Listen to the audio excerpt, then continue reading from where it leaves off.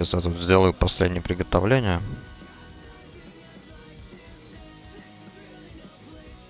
Можно будет стартовать.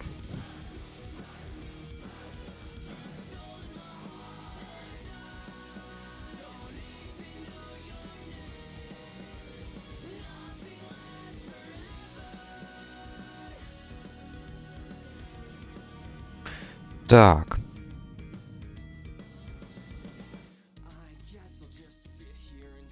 Звук у нас все нормально, да? Все отлично. Ладно, погнали.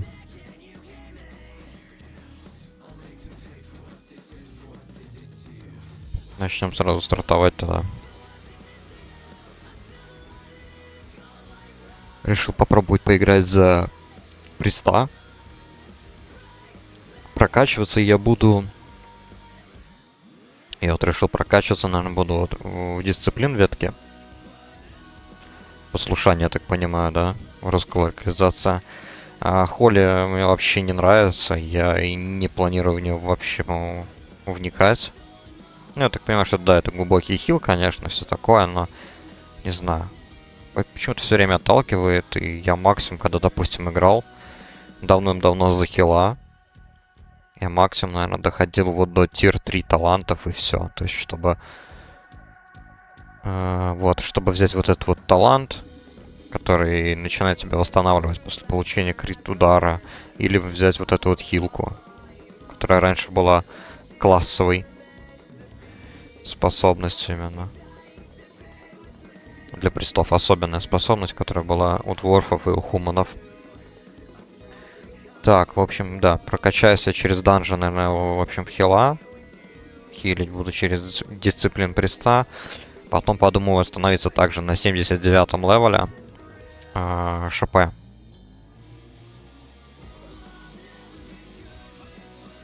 Посмотреть, как это будет. Так, точно, пока тут помню. Надо купить воды. Воды, еды, воды, еды.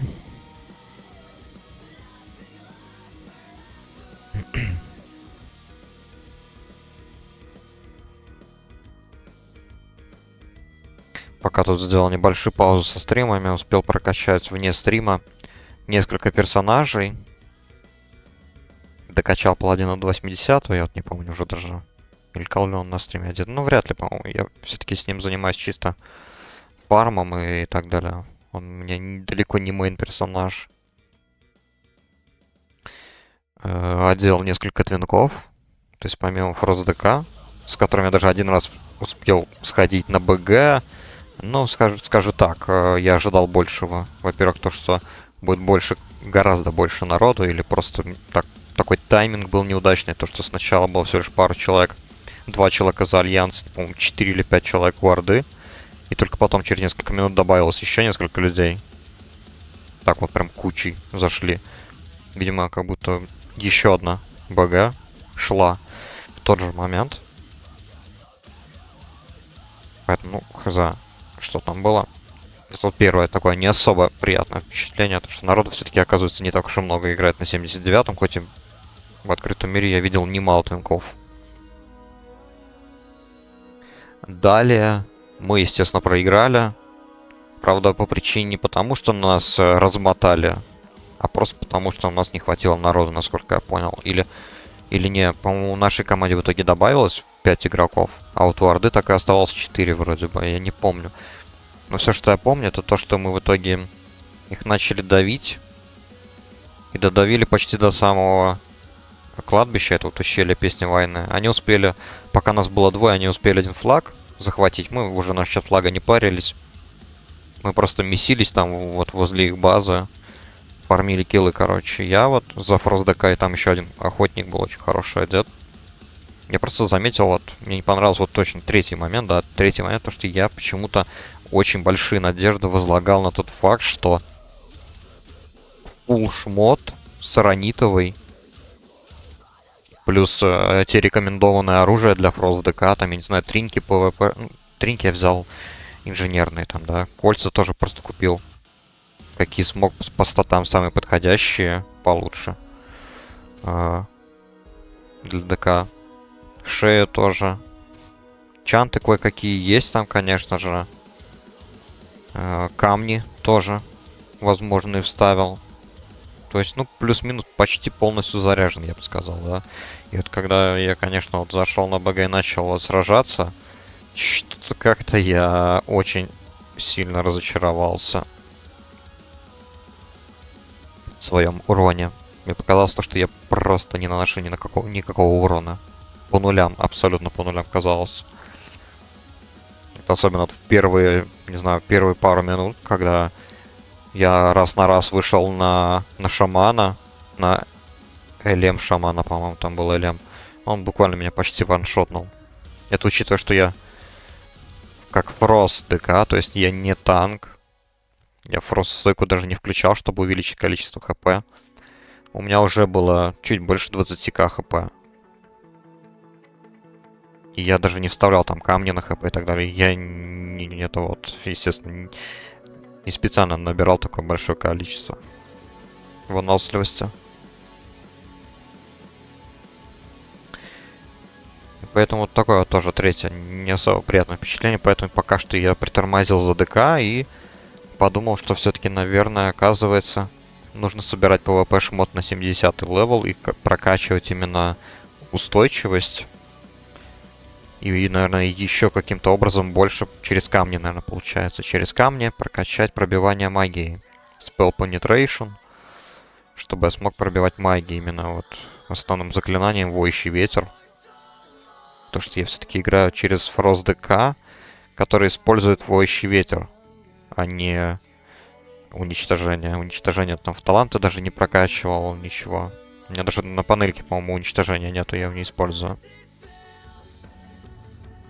Поэтому насчет Frost ДК как-то так. Поэтому за все это время я успел прокачать еще друида. Полностью делал Restore Druid. Еще ни разу не ходил, надо будет попробовать. Ну, думаю, Restore Druid... Ну, я думаю, особо никакого впечатления не должно быть, прям особенного такого, да. То есть, ну, приду, да похилю максимум, что я смогу сделать. Разве что меня может удивить, что какой-нибудь твинк меня снесет там за пару тычек. Вот и все. Надеюсь, что такого не будет. И какой у меня там еще один твинк. Охотника я тоже докачал. И, по-моему, почти даже отделал. Или полностью отделал.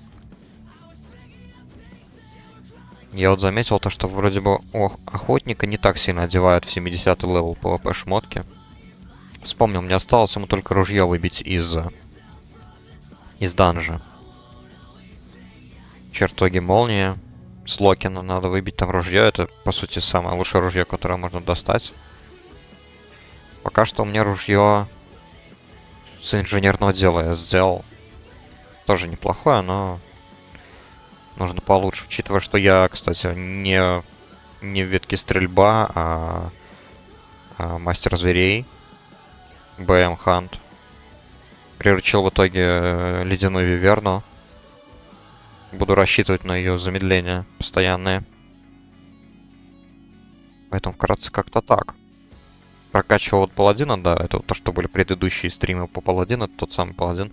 Он так и остался пока на 60-м, вне стрима я его не прокачивал. Но это вот он меня как раз таки на другом аккаунте. Этого паладина я планировал прокачать тоже до 79-го, попробовать поиграть за него сначала Холли, потом, может быть, сделать двойную специализацию, попробовать ретри паладина. Но вот насчет ретри я начал сомневаться просто потому, что вчера, пока я прокачивал другого ДК, до 80-го хотел сделать его мейном, я 1 на 1 смог трижды завалить ретри паладина,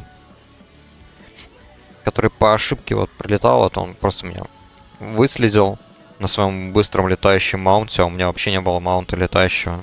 По Нордсколу бегал, я там был 75-й, левел он 74-й, но я видел то, что он был одет получше, у него уже на 74-м было 14 тысяч, по-моему, или 15 тысяч хп. Вот, он там на драконе быстром летал. По внешнему виду было понятно то, что у него были топовые очки, эпические. которые на 72-м левеле уже одеваются. 310 герцкора дает. Это было сразу видно. Это он мне 3 раза подсек. И напал из-под тишка, скажем так. Точнее, 2 раза. 3-й раз уже я его. Я на него первый напал. И фишка была в том, то что, ну, во-первых, я специально скрыл, благодаря настройкам, все-таки в Личе, да, еще есть настройки, чтобы по дисплею скрыть плащ и шлем. И он не видел то, что у меня такие же очки были. Потому что я заранее подготовил ресурсы, кучу ресурсов. И прокачал до максимума. Инженерное дело, по-моему, травничество не было еще прокачано до максимума. У меня там травничество, чтобы была бы пассивная хилка. И вот инженерно мне было сделано по максимуму. Соответственно, у меня тоже были уже 2 триньки, которая одна из них там повышает во время боя, может повысить АП. И плюс еще дает 81 хп. Выносливости. Получается почти 1000, короче. Вторая тринька это, соответственно, молния, которая используется как дополнительный удар. Почему бы нет, 1,5К. Ну и плюс еще повышает крит. Ну и плюс, конечно же, эпические очки, которые повышают, естественно, выносливость, там, силу, крит, по-моему. Ну и вообще это хороший стартовый шлем для тех, кто начинает, допустим, в обычке ходить. Ну и не говоря, конечно, о том, что для твинков это топовый айтем для латников, да и вообще для всех твинков. Для всех твинков на голову лучше именно вот инженерские очки надевать. Они там по статам лучше. И вот я их скрыл. Он этого не видел. Он думал, то, что я просто так скрыл, потому что у меня какой-то уродливый шлем. Наверное, не знаю. Но по хп я проседал, конечно. У меня было оружие там говёное, и весь остальной шмот тупо зеленый. Максимум там парочка что-нибудь с каких-то первых данжей. И то не особо по статам. Там даже я гридролом выиграл какую-то шмотку, которая дает просто выносливость, интеллект. И из дополнительных параметров это крит и spell power. Поэтому я его поменял на дефолтный шмот ДК. Просто потому что почти все, по сути, статы, они мне подходят, по идее, да, кроме интеллекта, разумеется. Почему бы нет? То есть настолько все было очень неоднозначно. Оружие у меня там было стартовое, естественно, за первые квесты из крепости, по-моему. И меч еще даже за пределе, наверное. Или я успел уже в аукционе купить какие-то зеленые одноручки на 75-й левел. Потому что я тогда был 75-й левел, он 74-й. Вот как-то так. Но у меня было, я не знаю, где-то 11, наверное. Тысяч хп. Где-то так, в среднем. Я вот уже не помню. Ну и дурачка я сбрил. Долго, конечно, как-то подводил ко всему этому. Потому что, по сути, сам бой мне я никак его не могу комментировать. Я просто тупо его сбрил. Он на меня напал. Сверху начал бить. Ну, и как-то не пробивал вообще. Потом, что там было? Да, вот во время боя мы начали меситься. Я тут же сразу включил свои бурсты. Просто начал нарезать его в капусту. Он тут же сразу, конечно же, кинул мне стан. Пошел, отбежал. Заметил то, что он всегда на себя накидывал фридом. В этом плане он молодец. Просто всегда смотрю, на нем фридом стоит. Поэтому замедления на нем особо не действовали. Но я выжидал момент, когда он отбежит далеко, чтобы я на всякий случай мог нажать гриб, притянуть его обратно. Далее. В общем, да, он кинул мне стан, убежал. У меня проблема была в том, что, как я уже говорил, триньки у меня не было. Той PvP-шной триньки. Она у меня была в сумке, правда, тут ДК-шная тринька, которая здорово снимает станы и так далее. Но пофиг. Он все равно отбежал в сторону, начал хилиться флешками. Я тоже в сторону отбежал. Так как он меня сильно не пробил, я даже бинты не использовал. Я просто нажал Shadow Melt. Как это было в одном из моих коротеньких видосов. Почему я играю за ночного эльфа. ДК. Я просто отошел в сторону и скрылся стелсом своим. Ждал, пока у него закончится бабл. Что он с баблом отбежал уже. То есть он уже потратил бабл. И, соответственно, он потратил КД на бурст или на деф. Там же есть запрет у паладинов, такой дебильный, в отличие от классического Вова. То, что нельзя использовать, во-первых, у тебя на тебе запрет стоит, по-моему, 2 минуты. То, что ты не можешь использовать еще один бабл в течение 2 минут, это во-первых. А во-вторых, по-моему, в течение 30 секунд ты не можешь, допустим, использовать крылья. Как-то так. Тут, если я правильно помню.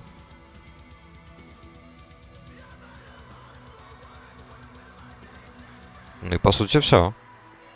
Я стоял в стелсе, ждал, пока он подбежит.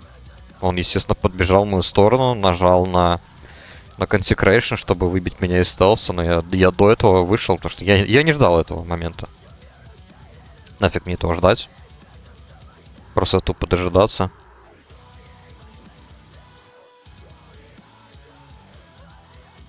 Ну и продолжили бой, и так, пока я снова его не сбрил почти до самого конца, он кинул еще один стан и попытался уже сбежать. И там уже все, я его догнал и добил. Он тут же все, он покинул тело. Через пару минут возвращается и опять почему-то на меня нападает. У него бабла уже не было.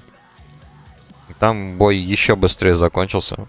Там тоже вообще особо нечего комментировать, прям вообще ничего. То есть там буквально несколько секунд продлилось, я его завалил.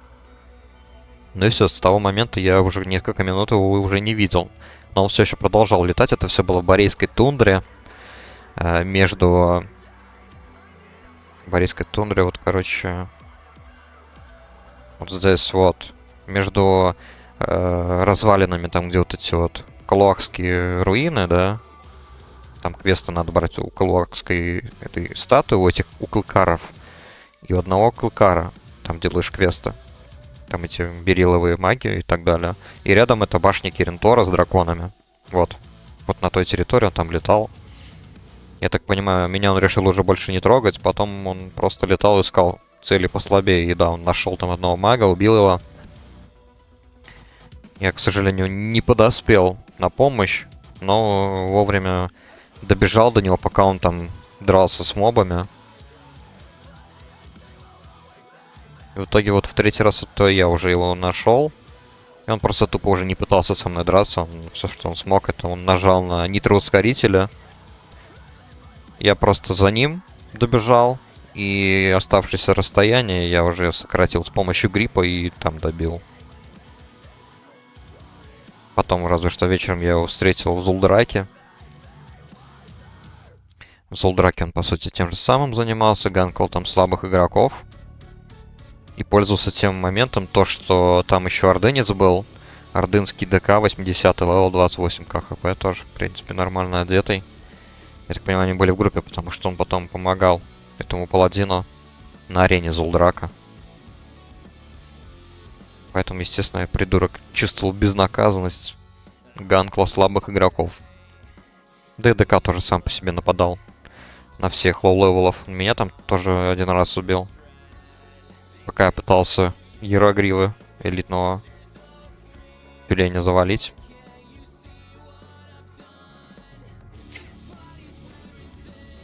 Поэтому да, как-то так. Прокачал этого ДК, одел уже. А у меня там почти 5000 КГС. Делаю квестовую цепочку вот как раз на Кельдолар. Вчера немножечко продвинулся, сделал вот ту часть, где надо перековать меч в яме Сарона. Но саму яму не смогли пройти до конца. Просто потому, что танк почему-то вышел. А я, так как первый раз только в яму зашел, мне еще нужно квест доделать, там, спасти этих работников, чтобы пройти в залы. Поэтому надо будет как-то отдельно это сделать. Но вот беда, как я назвал свой стрим. Это не бейт, ничего, это так действительно есть. Я сегодня утром вот пытался зайти на тот второй аккаунт, в котором я как раз-таки играл вот своим паладином, который у меня остался на 60-м левеле. И вот этого ДК сделал себе как мейна. Вот как раз-таки тот аккаунт мне просто взяли и заблокировали. Просто потому что я утром зашел, и он вдруг меня почему-то попросил двухфакторную аутентификацию. Вдруг он почему-то мне включил и попросил код. Мол, все, отправил код к вам на почту. И чтобы разблокировать, естественно, введите код. Попробовал зайти на сайт Warmane, там то же самое. Решили также мне поступить. А почты я не записал, на какие я регистрировал. У меня обычно в телефоне документ есть, блокнот, где я записываю логины, пароли всех приваток, на которых я играл. И стараюсь почту записывать, но почему-то вот, к сожалению, на Warmane я не записал. И вот этот вот аккаунт, на котором я сейчас, тут вот ладно, у меня тут используется моя самая актуальная почта, моя самая главная, поэтому тут все норм. Тем более у меня тут еще включена эта двухэтапная аутентификация. Поэтому здесь без проблем. Вот, возможно, просто потому, что я частенько бывает перехожу с аккаунта на аккаунт. И они решили мне проверочку долбануть. Ну вот. А от второго аккаунта я почту не помню. Еще и в свое время сделал кучу почтовых ящиков. К счастью, там я додумался хотя бы логины сделать практически одинаковыми. Пароли везде одинаковые. По-моему. Не, ну ладно, не во всех, но да. В некоторых, которые я просто сделал для того, чтобы создавать для приватных серверов Warcraft просто аккаунты, чтобы сделать просто гильдию. Но это было чисто очень давно. Поэтому почтовые ящики уже давно заблокированы, как бы. Ну, точнее, не активны.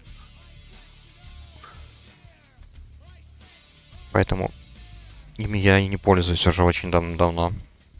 Туда особо ничего не приходит. Пришлось даже в них заходить, их реактивировать. И там ничего не было. А таких у меня ящиков куча. Поэтому даже не знаю, как теперь быть, блин. Как назло, аккаунт, в который я вложился так нехило, теперь у меня просто... Я не имею к нему доступ. Отправил письмо сотрудникам Warmane. Надеюсь, они войдут в положение, не знаю, помогут разобраться. Я им там предложил альтернативный почтовый адрес, чтобы мне отправили туда код с подтверждением. И все.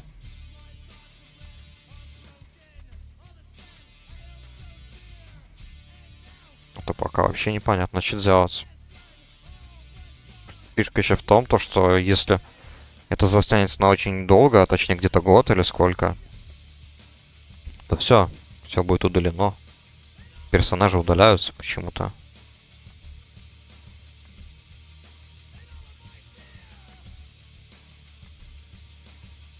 Я, блин, там персонажа, короче, одел просто тупо баешки. Оформил голды и просто его полностью вот своего ДК сделал баешки. Кроме некоторых вещей, разумеется, там, допустим, тринька у меня осталась инженерная. И, конечно же, вот сюда оружие, которое там, ну, по-английски Sigil, что это, я забыл как по-русски, да, для ДК, в общем. По сути, то же самое, что реликвия для паладина. Такие штуки не продаются на аукционе. Такое лучше взять в каком-нибудь, не знаю, за ПВП эти очки чести, что-нибудь прикупить. Поэтому пока что для начала я разве что сделал чуть получше такую штуку. За 30 монет этих торговой компании. В Седых холмах там есть локация. Обычно там для твинка я беру. Вот такие вот вещи фармлю на дейликах. Ну, это быстро делается. Там, по сути, 3 квеста. Каждый квест дает по 10 монет. Так, ладно, 22 минуты, танка нет. Нет, тут как раз вот когда я прокачивал приста...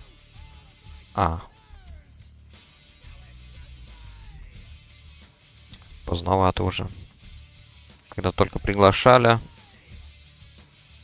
тут было очень много новичков. Можно было подобрать и танка, а теперь нет.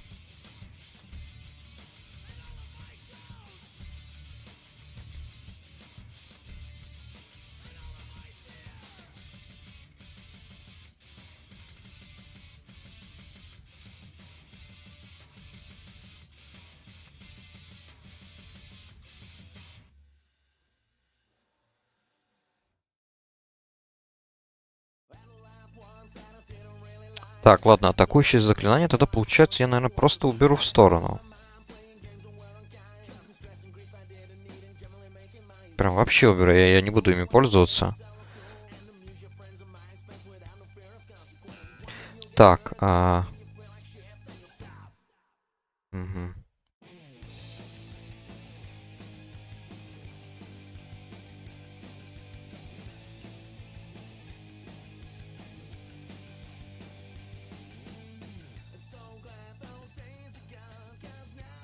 Получается, 3 заклинания у меня есть.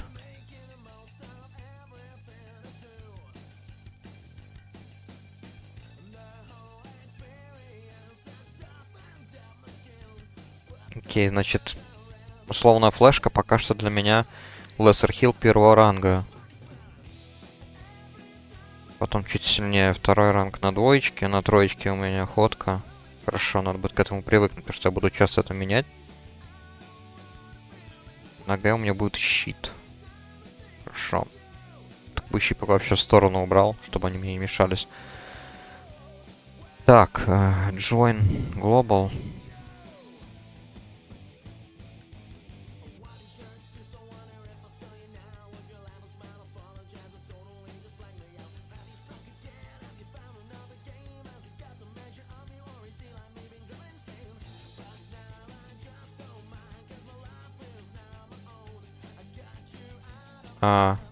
Понятно.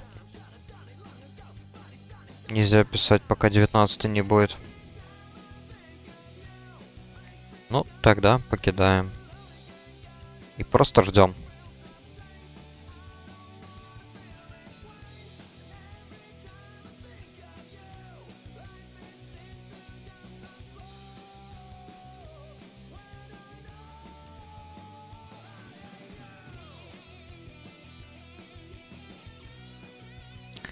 Офигеть. Я так понимаю, он, видимо, этот игрок занимается ювелирным делом. Повсюду вставляет уже камушки. Есть вот уже тринька. Блин, а ювелирное дело, наверное, очень офигенное.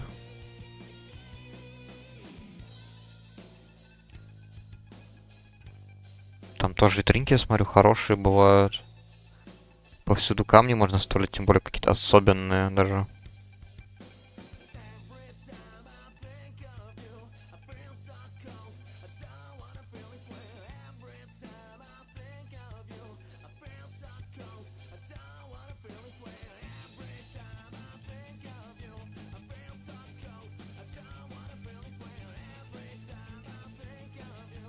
Да, интересно, правда, когда мне на письмо это ответят.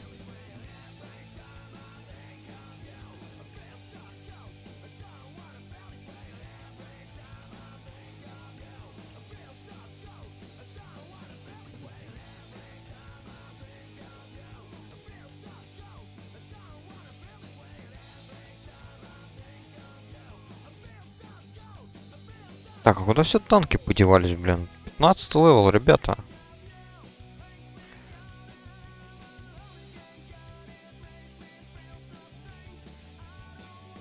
Семь 200.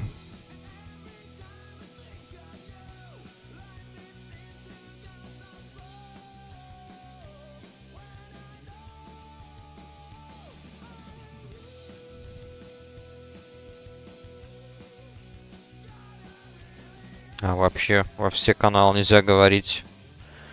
Пока 19 не получу. Ё-моё.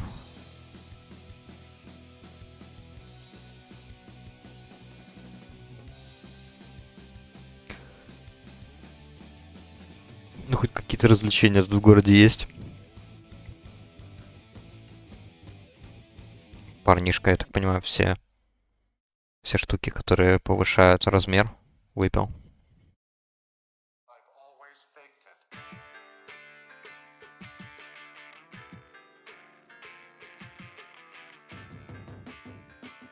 Эх же, Брингер.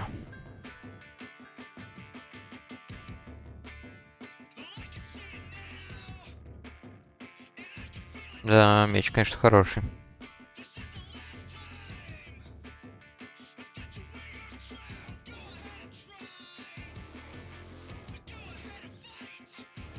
Мгм. Так, он Блад и чуть-чуть Ван Холли. Интересно, конечно, у него таланты. То есть руническую силу он вообще не накапливает. Марков Блад нету. Странно.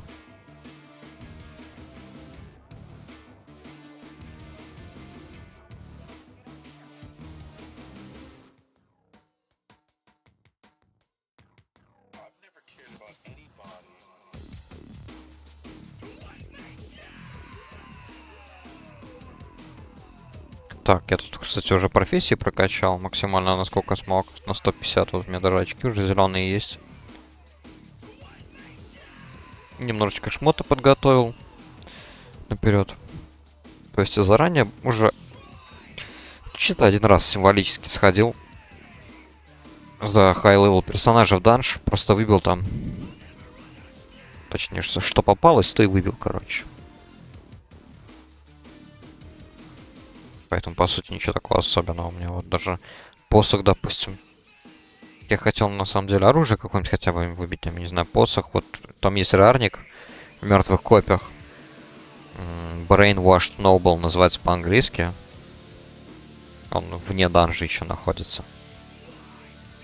Нет, он выкидывает либо ремень, либо посох, по-моему. Нет, я хотел, чтобы посох выпал. Там он дает два выносливости, 2 интеллект, по-моему.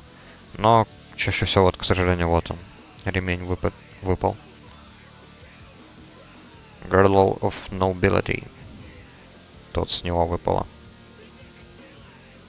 Тогда некоторые, конечно, сам сделал. Еще для кольца есть один слот. В общем, как-то так. Ну, инженерное дело просто тупо для триники, я так понимаю, сделаю.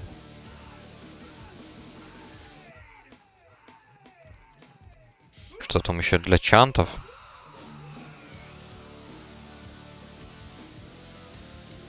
Конечно же, чтобы очки сделать, но... Тейлоринг тоже хорошие чанты, во-первых, дает. Ну и плюс шмот, конечно же. Сразу же смогу сам себе сделать, не придется покупать. Лишний раз деньги тратить. Плюс на всякий случай просто так прокачиваю первую помощь, потому что я просто привык. Мало ли не будет либо маны, либо смогу сделать средства, чтобы убрать яд, потому что, насколько мне известно, присты не могут яд убирать.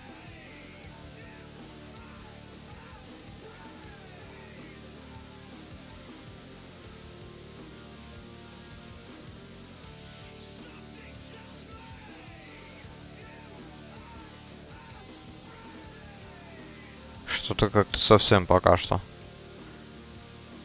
мертво.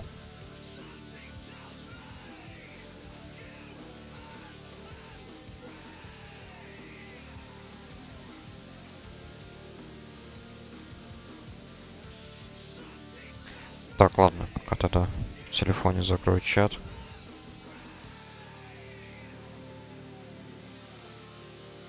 Подожду, займусь немножечко своими делами. Поэтому пока что тут полу-АФК режим.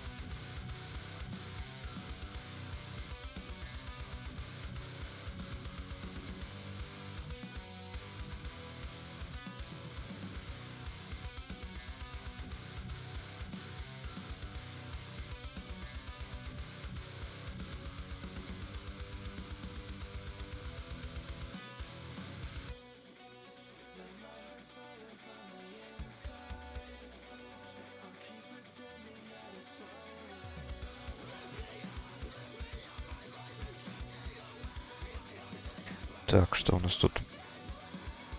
ДПС вот уже несколько минут как откололся, это я заметил.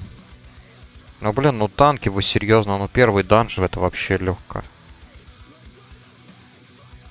Прям легкость, легкость. Это же для неодетых людей.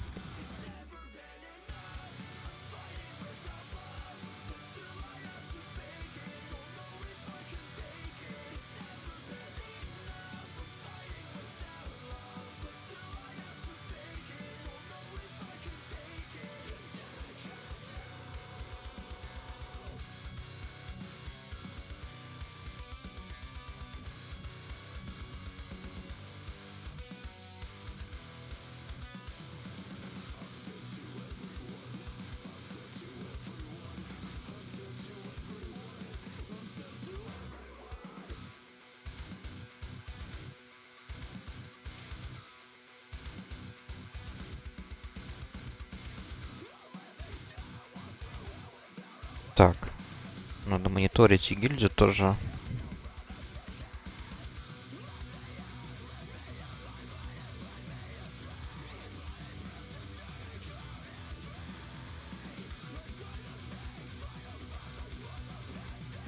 Так-то еще можно, конечно, взять да забежать. Не знаю. Можно выбежать из города, в Элвинский лес зайти, попробовать. Или даже в западный край. И там просто именно через функцию крикнуть. Она тоже довольно далеко распространяется. Таким образом поискать танка, я не знаю. Ну, в западном крае вроде тоже немало игроков обычно качается.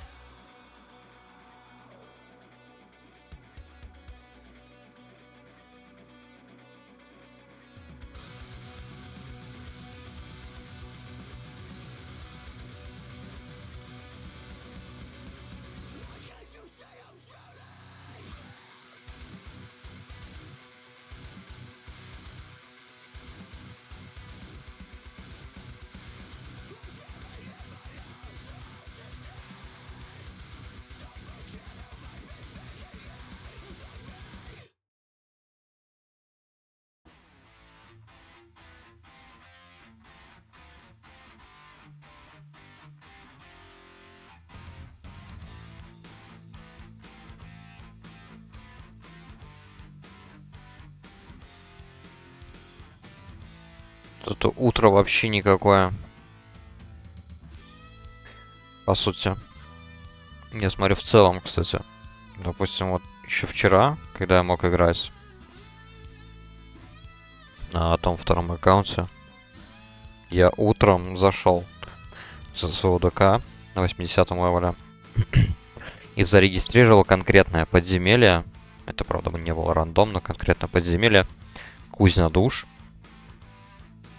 Я в очереди отстоял. Это вот ближе даже к полудню уже было. Ну, наверное, такое же время примерно, да.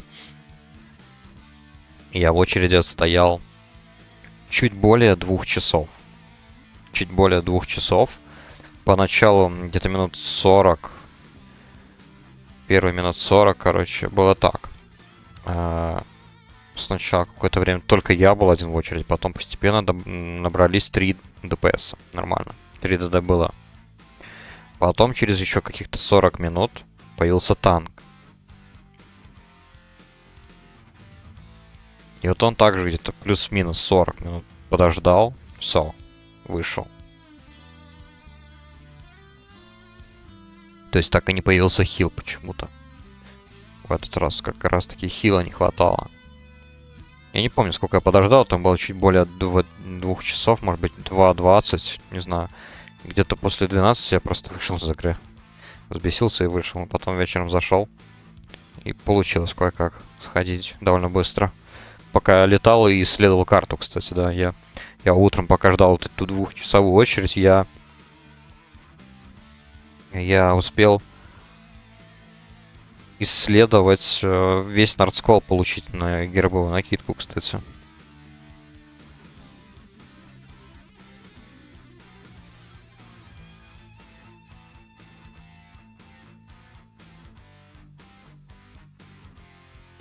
Потом уже во вторую часть дня я летал уже по запределью, открывал локации, пока вот открывал, получилось сходить и в кузню душ, и потом в яму Сарона. Ну и это все по квесту, чтобы Кильдалар делать. Ну и плюс пройти квестовую цепочку для открытия, соответственно, этих 3 данжей, да. Кузня душ, яма Сарона и залы отражения.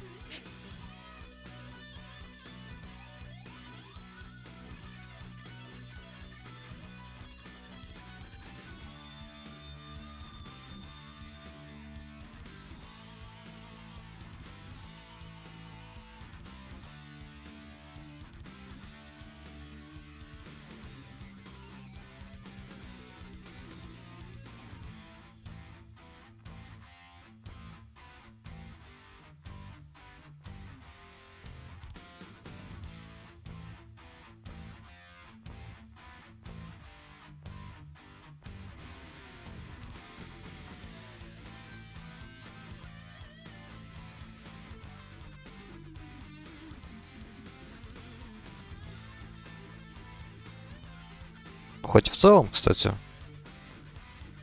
тусуется. Серф в целом как бы хотя бы жив. Вот что-то вот не хватает народу.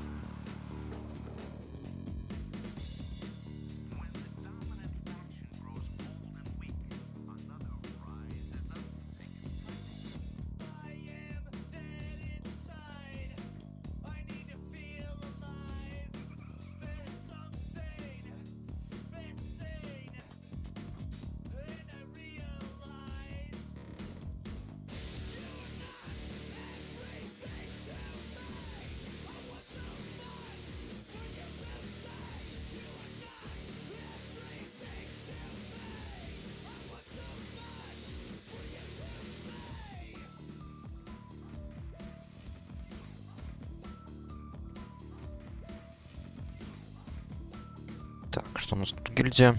Да, пока что только я. 15-100.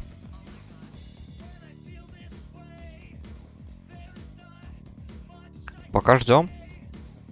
Еще подождем, и тогда, наверное, пойду. В другие локации, там поспамлю, может быть.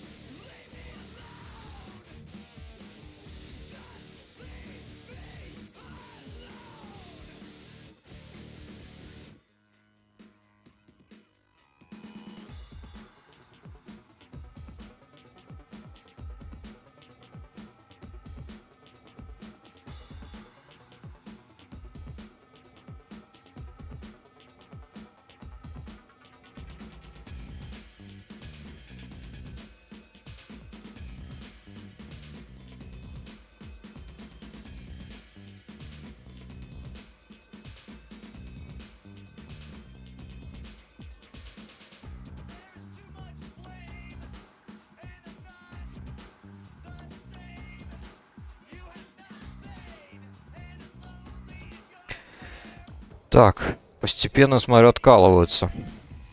Ну, круто. Так, а точку полета, наверное, не ставил. Сейчас я даже проверяю. Да, точку полета я даже не ставил. Я даже не шел, я не был точно, я не был в западном крае. Я прокачался до 15 левела в Элвинском лесу. Ладно, потихоньку можно выдвигаться.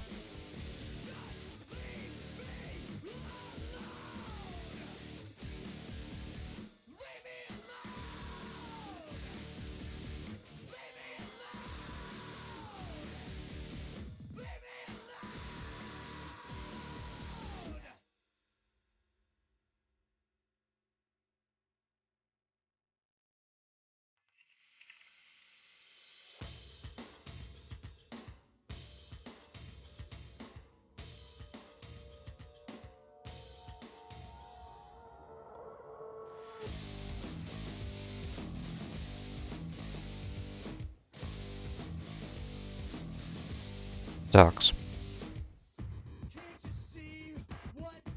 Кричать-то хоть можно?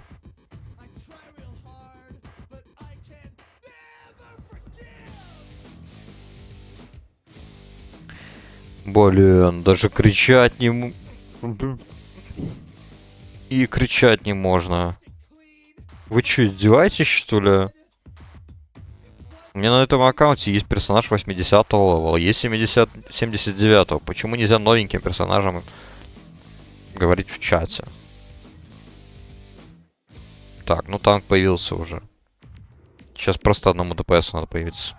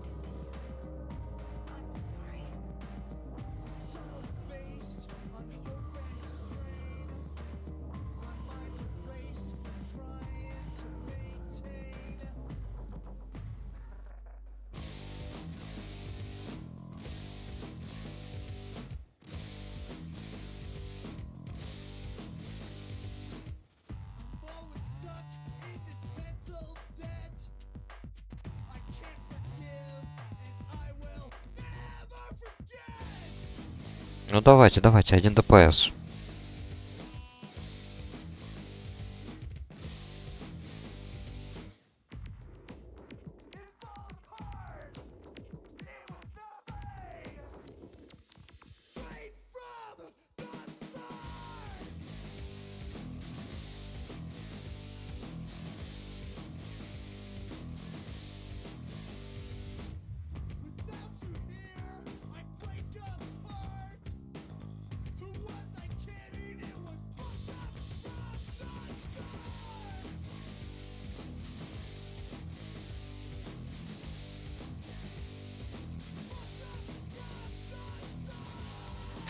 Так, ну что, наконец-то.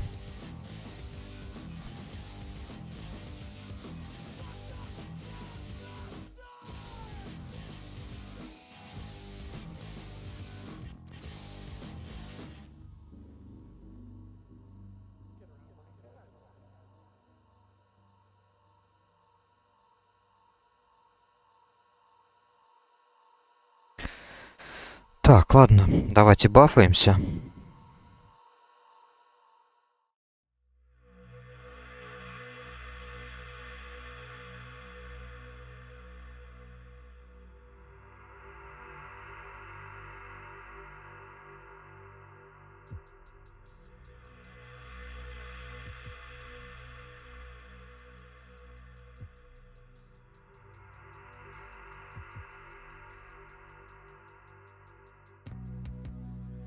Я так понимаю, Wisdom нету, что ли?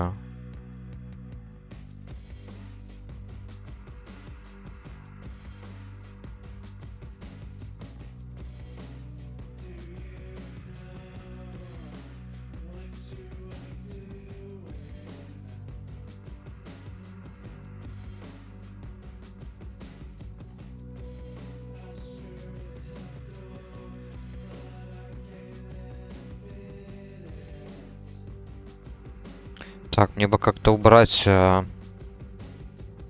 как бы убрать эти цифры на союзниках. Они все-таки меня отвлекают. Unit Frames, партии. Статус текст. Player. Партия. Вот так вот.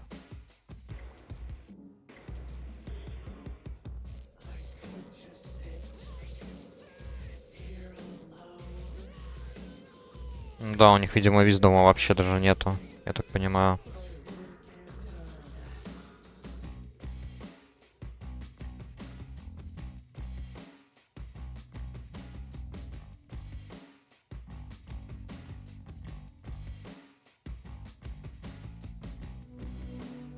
Так, хорошо.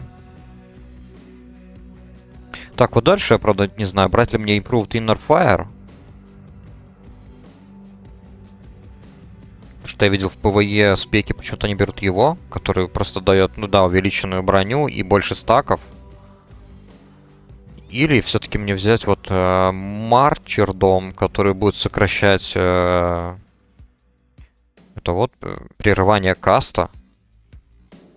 И сокращает длительность всяких интераптов потенциальных. Почему бы нет?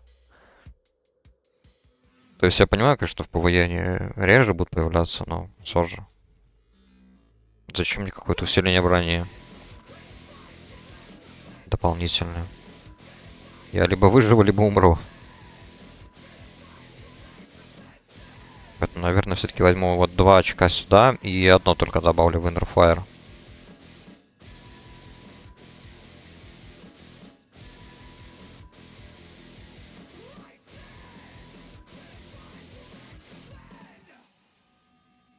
Так, ну я попробую... Не знаю, может быть сейчас вот прям договориться. Чтобы идти потом сразу же next.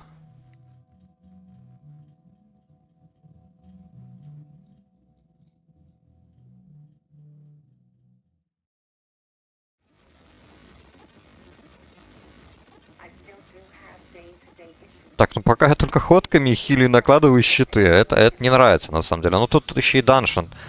Он прям совсем изи.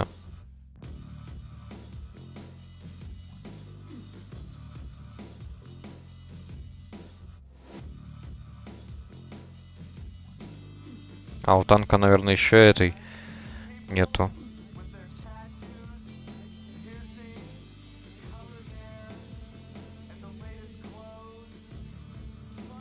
Который увеличивает уровень угрозы.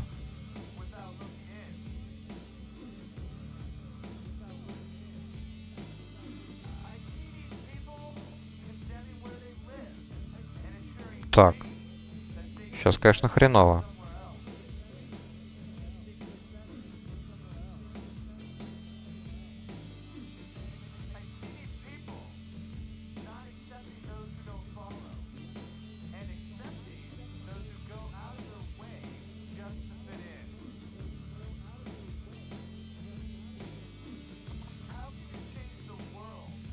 Ну вот и все, ООМ.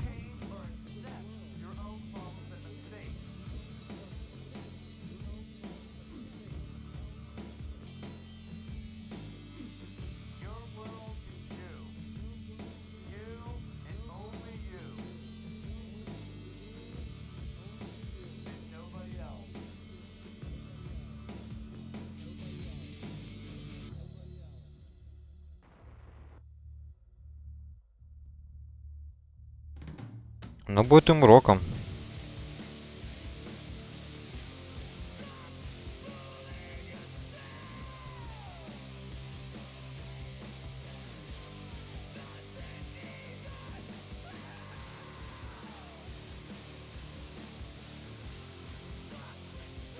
Чтобы они фокусили только ту цель, которую фокусит танк.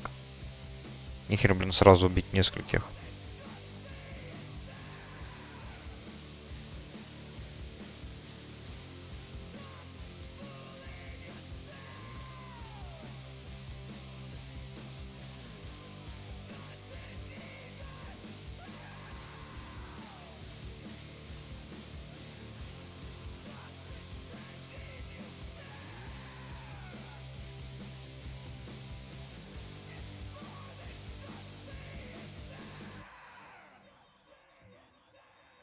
Чё?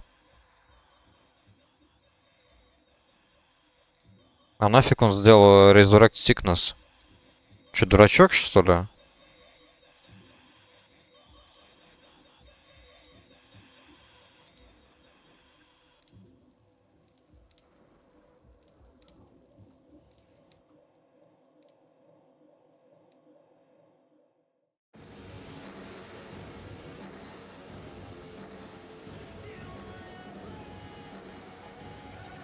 Блин. Какой-то непонятный.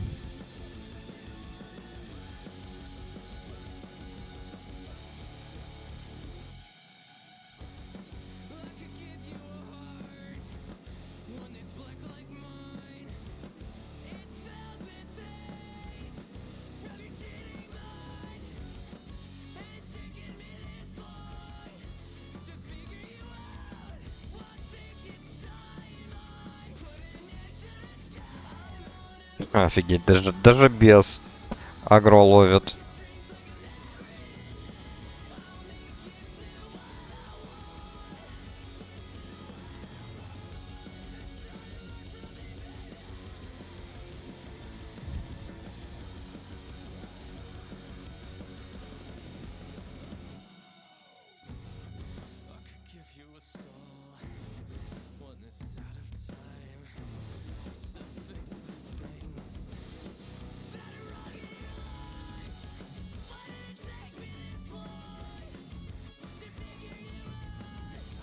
Так, на эфир кинул, надеюсь, он только не заагрит там остальную пачку.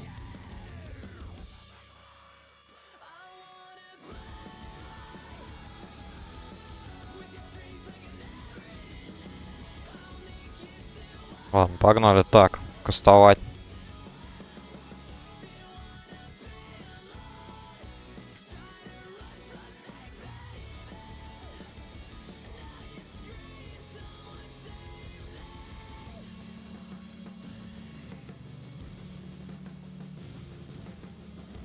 Да, я, конечно, забыл тот факт, то что что игроки тут могут быть и либо новичками, либо дурачками, либо совсем уж не одетыми, которые рассчитывают на то, что хил все выдержит, хил все сделает, и все будет прям офигенски.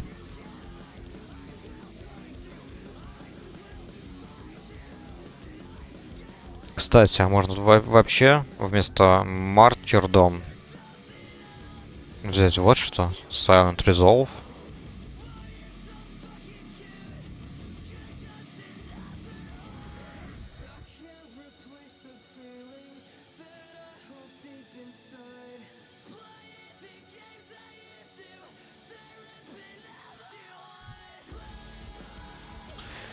Ой, блин. Да, может быть, то возьму.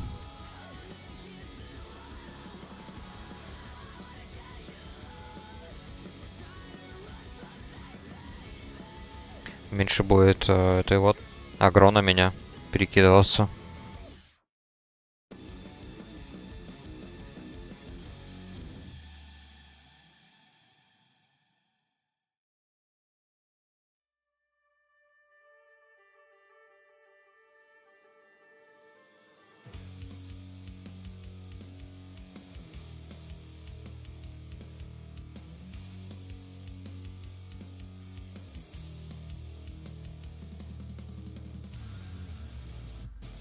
Пока всем раскидаю ходки. 51 мана, кстати.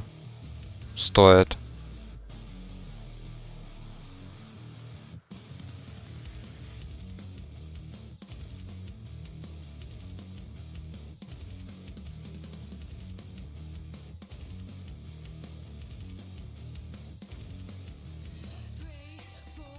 Да, блин, даже для этого данжа немножечко пока как-то не очень мне привычно играть за преста.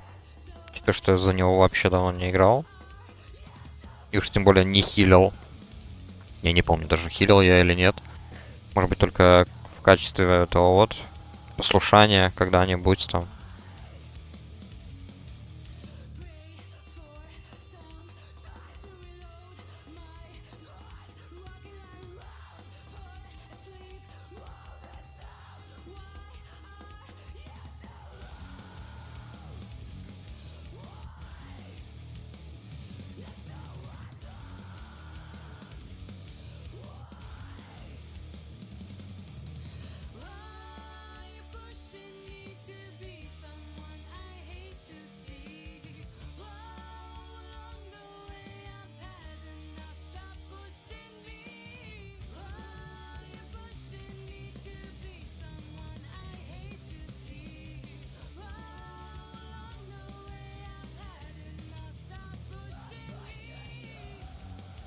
Тут, да, тут еще паладина тяжело, я думаю, из-за того, что у него нет как раз-таки этой фьюри способности, которая увеличивает агро.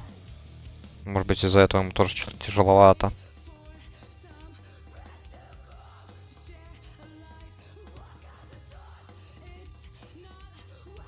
Так, ну надеюсь, вот эти вот 3 таланта, которые сейчас я вот вставил сюда, они прям помогут. Чтобы я не ловил агро каждый раз, когда я просто тупо накидываю на союзников там ходки, щиты и так далее.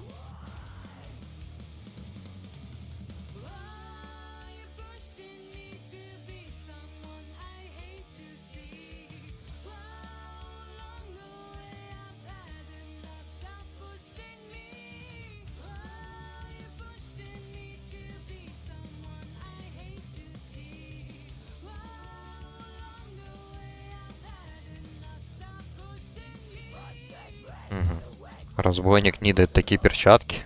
Лол. А, ну... Учитывая, что у него белые, возможно, что-то лучше, чем ничего. Тем более, когда никто больше нидать их и не может. Возможно, только поэтому. И, ну а что, Роги, допустим, даст дух и интеллект. Дух разве что будет больше хп восстанавливать. Ну, на таком уровне разве это важно сильно? Плюс 3 духа. Да, по броне там увеличит. Ну и плюс, наверное, тот факт, что зелень есть зелень. Это не белого качества шмотка. Это прям вот если сильно так оправдывать поступок разбойника. Мне-то пофиг, конечно. Пока у меня есть шмотки, вполне подходящие для меня по уровню, я вообще париться не буду, потому что я-то заряжен, в отличие от них, для такого данжа.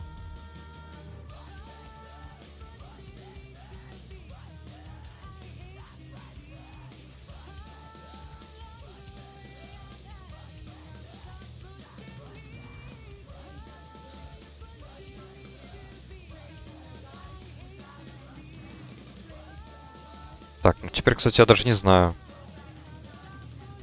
стоит ли мне идти именно с этой группой в следующий данж.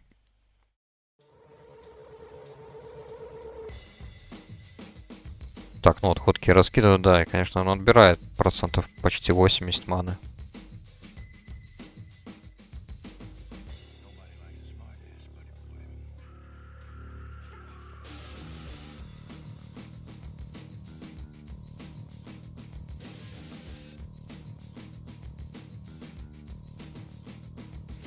Так, ну нагрудник тут как раз.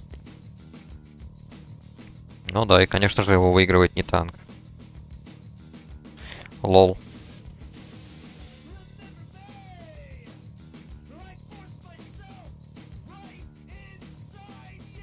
Так, а какой левел? 17-й, да, уже?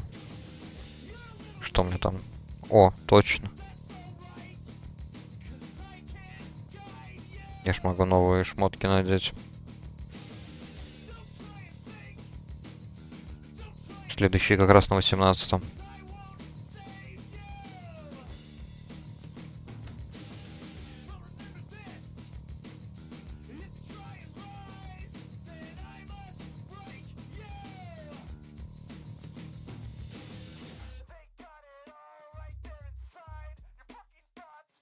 Так, ну давайте накинем щиток. Кстати, сколько щиток снимает? Меньше, чем ходка. Ну, то есть наоборот. Больше. Просто да, я совсем забываю то, что щиток, он довольно немало кушает маны.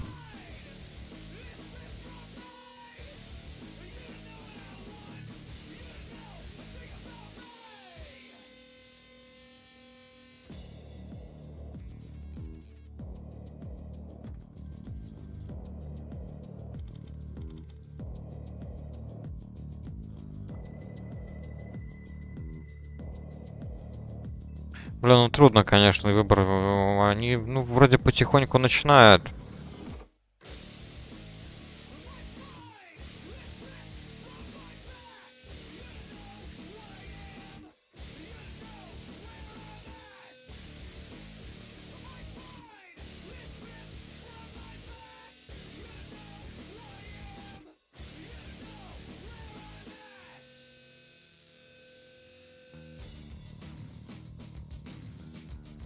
Какие же идиоты. Только начал хвалить.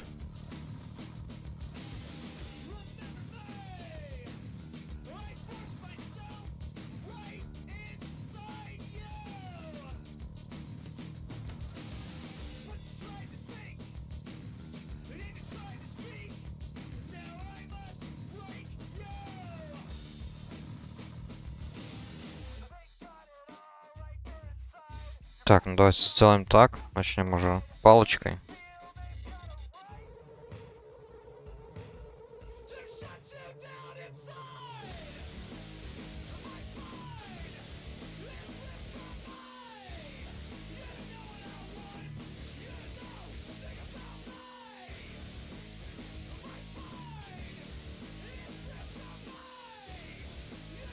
Ну не знаю, будь тут вместо паладина кто-то другой, кто не может хилить, может быть и вайпнулись бы, потому что я пока что еще не могу.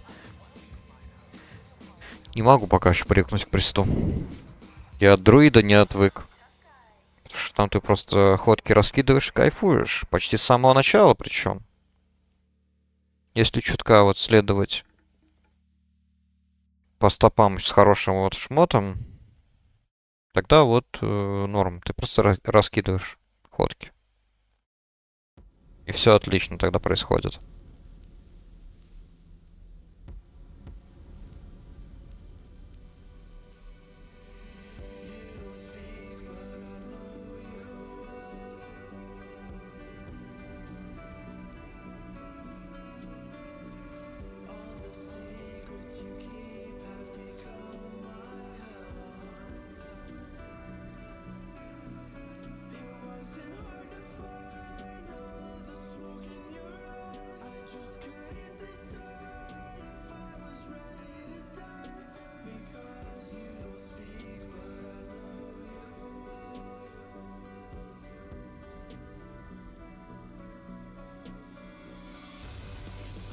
сомневаюсь, что я тут прям сильно помогаю. Я просто раскидываю ходки, иногда хилю.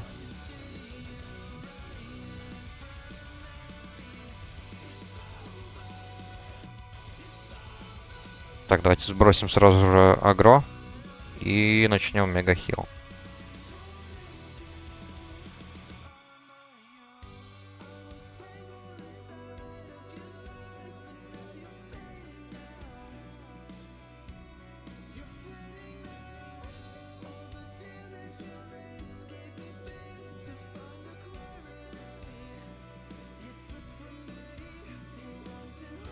Так, мега-хил на танка.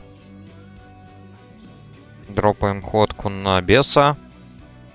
И я почти на лоу-мане.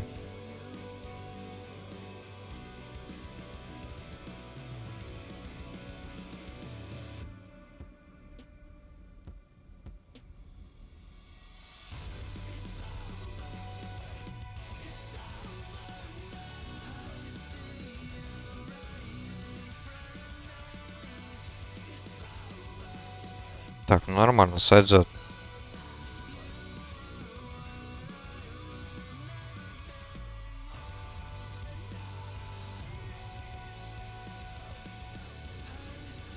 Ладно, хвалить не буду. Они могут сотворить и полнейшую бредятину, а могут и сыграть нормально, как это сейчас вот получилось. Правда, агро все равно пока еще у танка не получается нормально держать. Ну ладно, это еще можно понять. У него не хватает способностей, там, по-моему, с 16 как раз-таки он получает. Но на 20-м он уже становится полноценным танком, на самом деле. Плюс разбойник, ну хз, говорят, то, что он первый раз только играет. Не знаю. По-моему, этого как-то недостаточно. Чтобы прям вот настолько творить всякую дичь. По-моему, в любой игре понятно то, что не стоит трогать первому.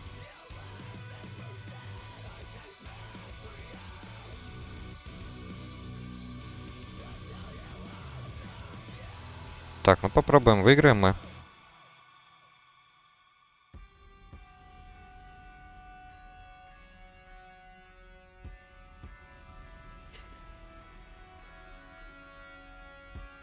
Оп, выиграл.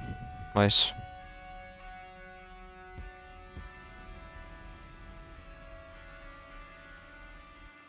Так, ну простите, ребят, но, конечно, с вами.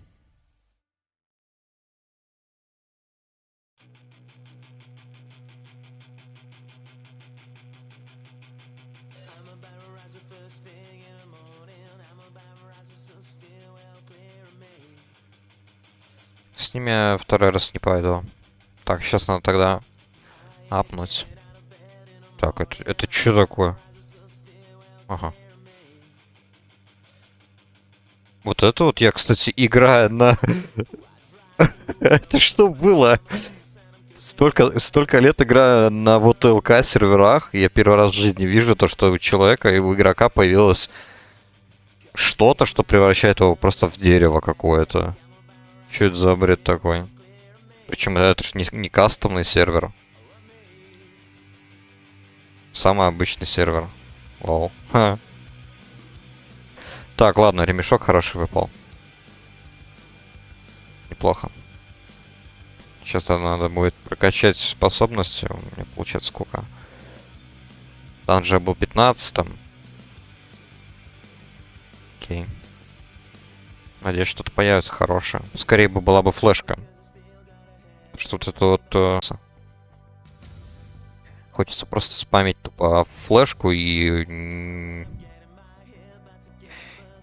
И все, и не думать особо. Что там, я даже не знаю, как особо за дисциплину играют. Дисциплину приста. Что там, флешка, ходка, наверное, нужна. Угу. Вот же уебана.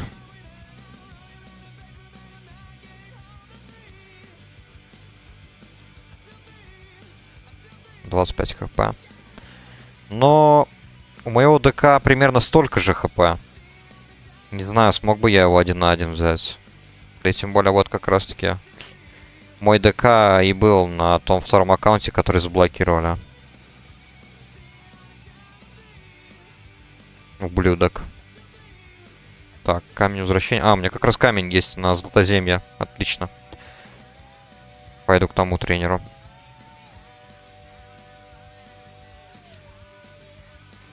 Так вот. У Приста разве что вот мне нравится, у него офигенная способность. Вот эта вот. Вот эта вот способность Penance. Забыл, как она по-русски называется. Исповедь, по-моему, да. Вот это прям вообще офигенная.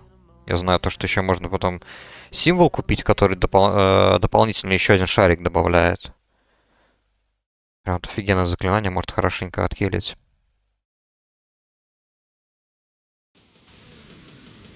Неплохо. Получается, что я тут уже диспел получаю. Точно, да, у Приста же офигенная штука. Он может диспелить как и союзников, так и врагов. Только заклинания. Отлично. Далее. Что у нас тут еще? Просто хил.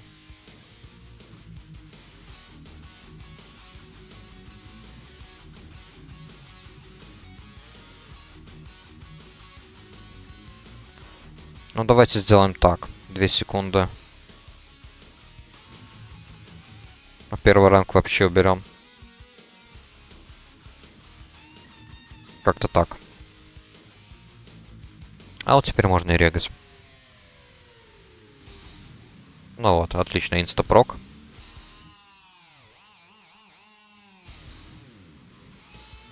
Так, здесь абсолютно новая группа. Чему я очень рад.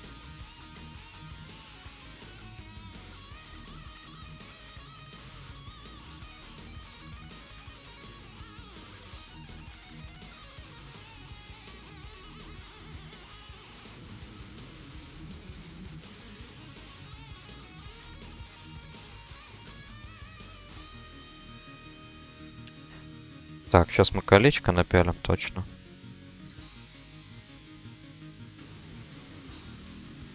Вот, у этого танка уже есть Righteous Fury, вот она. Вот это хорошо. Так, ну здесь данж, кстати, побольше, я думаю, тут мы набьем 20-й минимум. Я надеюсь, шмотки хорошие выбьем.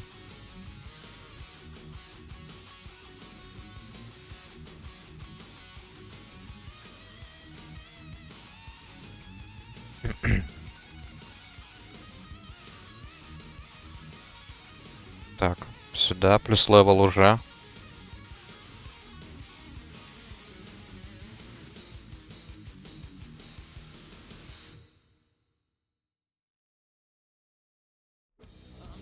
Так, ну давайте в сторонку, наверное.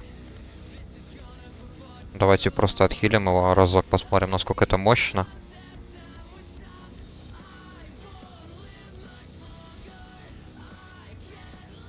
Это у нас ШП, да? Опа. Хороший меч. Давайте-ка мы прочекаем. Она тоже в баланс-спеке. Ну, дисциплин.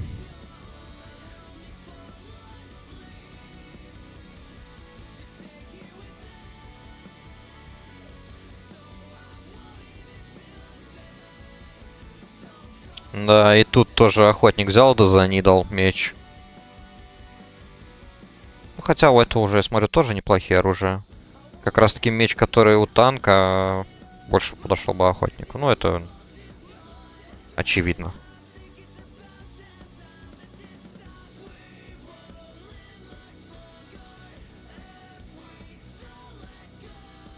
Да, в принципе, я так и ожидал, да.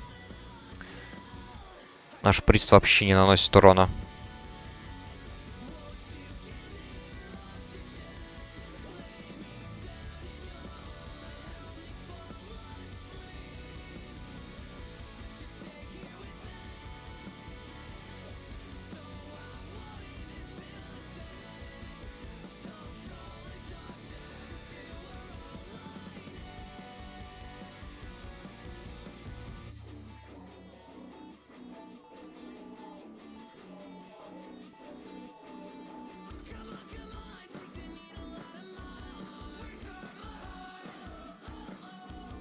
Так, какой у меня тут свиток? О, тут мы забираем. Свиток на защиту. Ну, давайте мы ему брони дадим. Она ему больше нужна.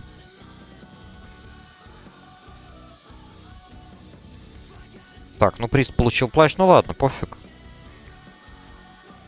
В наших же интересах тоже, чтобы и он больше наносил урона. Ведь так?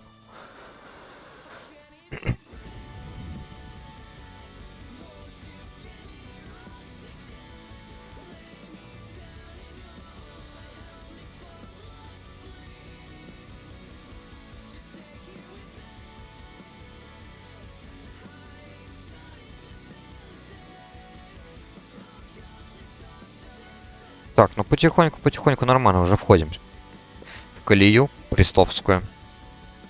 Надо просто привыкать, когда выгоднее использовать послабее заклинания, когда прям мощно зарядить. И в промежутке зарядить еще ходкой. Так, он меня залосал. Не делай так.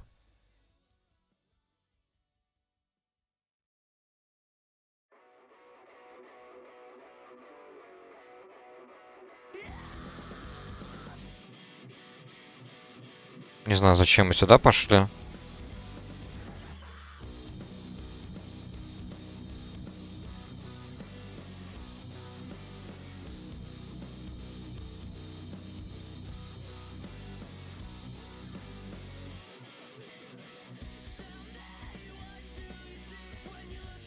Так, дайте мне отпиться.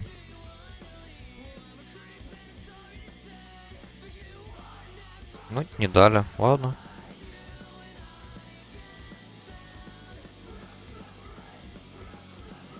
Надо будет водички потом купить.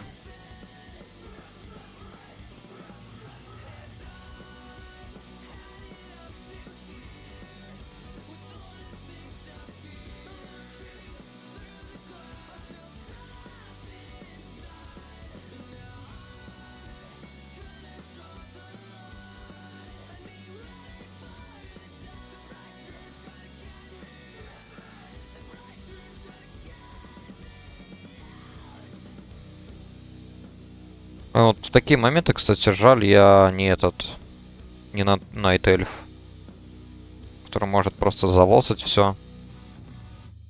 Не нужно использовать Fate, можно использовать именно Shadow Melt, и все. Ты лосишь не только угрозу, но и бой сам. Это тут прям вообще удобная функция. Но с другой стороны, да, ты теряешь вот расовую способность каждый сам за себя, которая тоже все-таки нужна.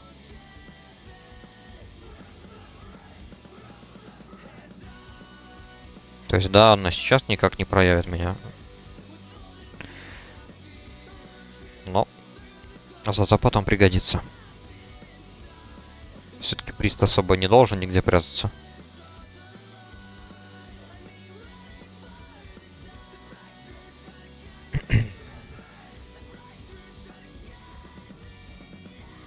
Так. Сбавим агро. Все-таки, походу, какое-то, но агро я ловлю. Так, давайте сейчас немножечко двоечкой подхилим его.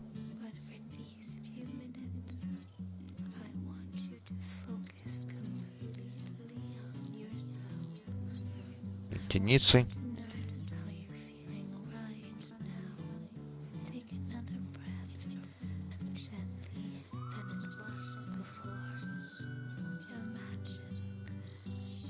Паук по имени Стив. Хороший ник.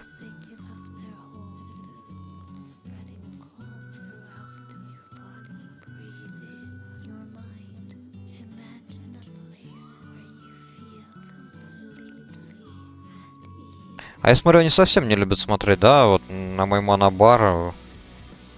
Пофиг. Может мне им просто взять, да дать умереть разок.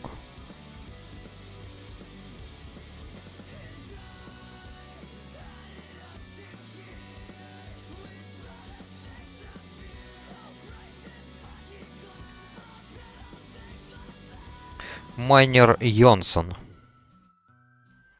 Он хоть и рарка, но мне кажется, что на Вармене он, по-моему, тут либо всегда, либо почти всегда. Причем я только вот в УТЛК, когда его снова постукал, я вспомнил то, что вот он как раз кидает вот такой вот плащ, который, в отличие от классики, хотя бы отличается тем, что он дает не 3 выносливости, как обычный вот Stonesman Cloak, а 6.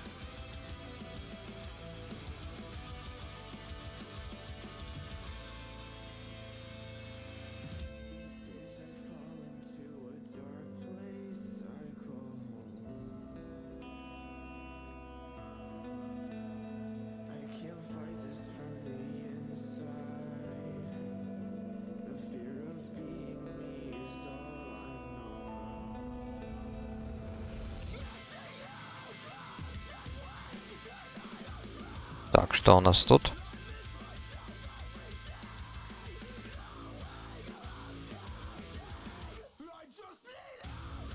When activated, reduces the mana cost of your next... О! То есть прям какой-то бурст, можно сказать, да?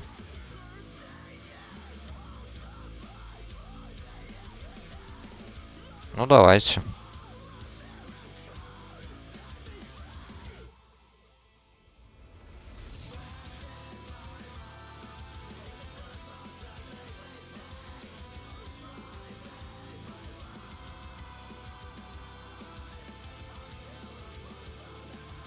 Так, сделаем-ка мы скрин.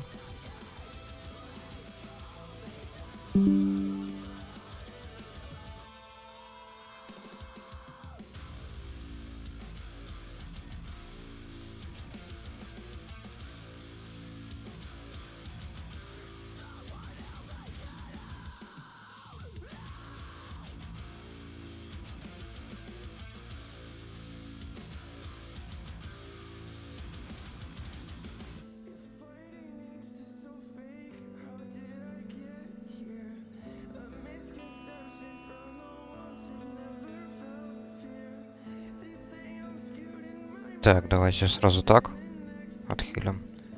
Я тут просто сворачивал окна. Поэтому лучше не рисковать лишний раз. Так, я уже 20-й, да? Точно. Маунт уже могу купить. Так, ну сегодня не знаю. Я, наверное, сильно прям долго играть не буду. Может быть, еще какой-нибудь данж пройду.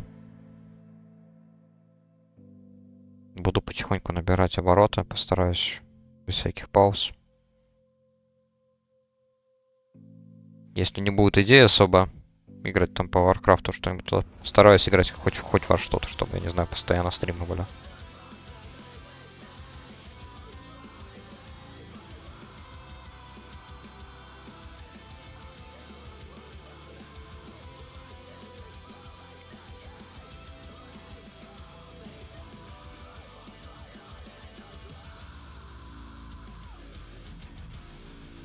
Пока что даже не знаю.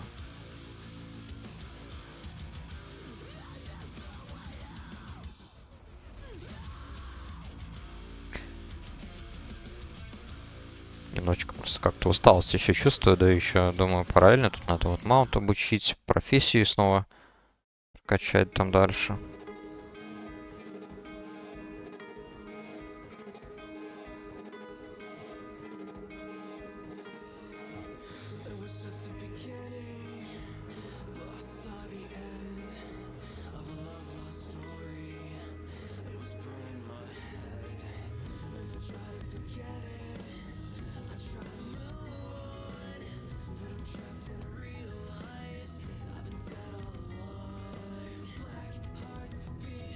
Найс. Чувак даже не шарнул квеста. Круто.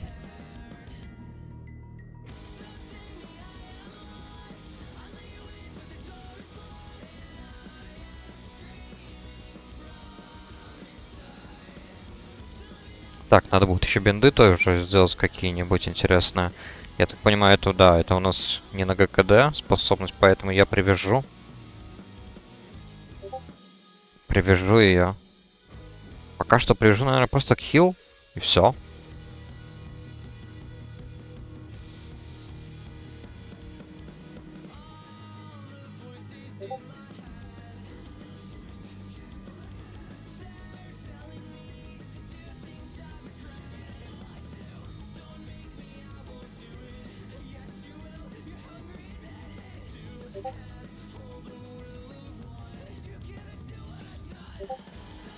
Сирос Бутс. Фигня. Так. Пишет.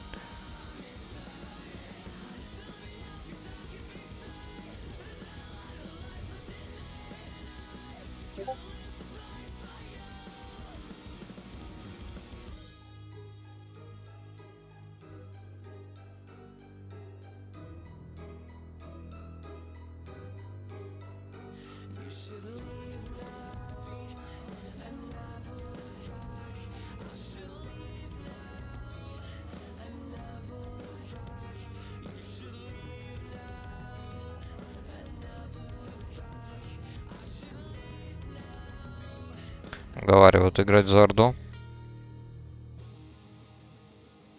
Мол, там проще ПВЕ контент осваивать, да, блин, пофиг. Тут пока данжи прокачиваешься, тут все равно микс контент идет. Точнее, группа-то разнообразная, тут может быть и Орда, Альянс вместе. Поэтому в этом плане мне абсолютно пофиг.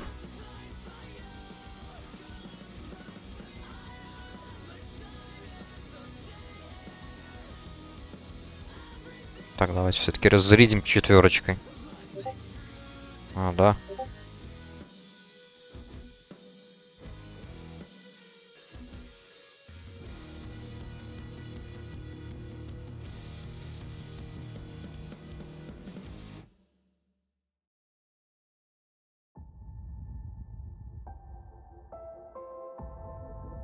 Блин, я смотрю, в основном почему-то падает кольчуга и эти сеты Братство Справедливости.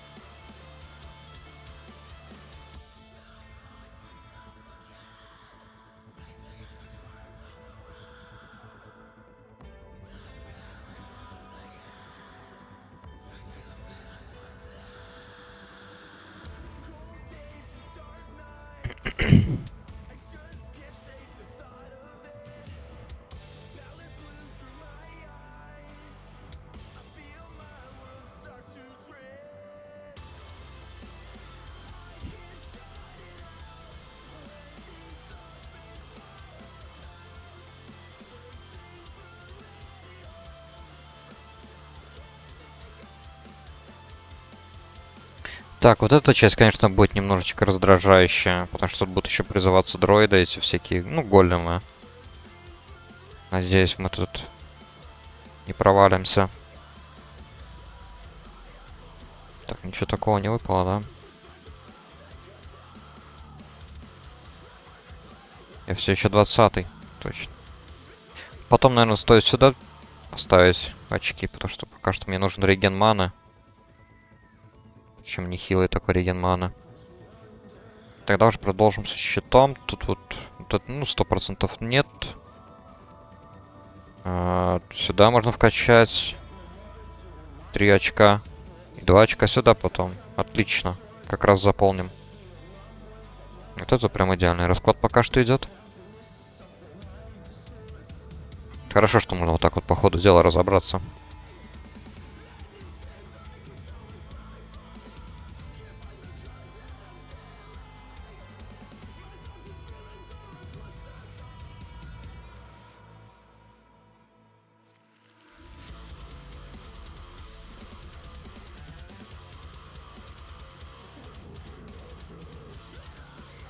Оказывается, еще даже Lesser Heal второго ранга уже дороже, чем ходка.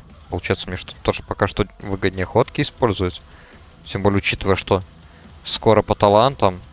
Ну ладно, не совсем скоро, но все же скоро.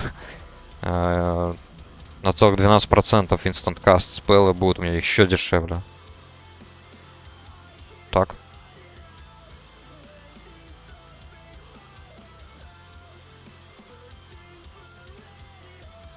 Давайте, ладно, первым рангом.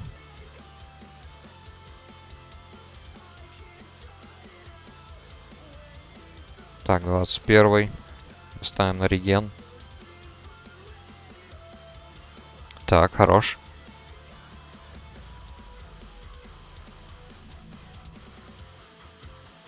Теперь первым рангом похилим немножечко.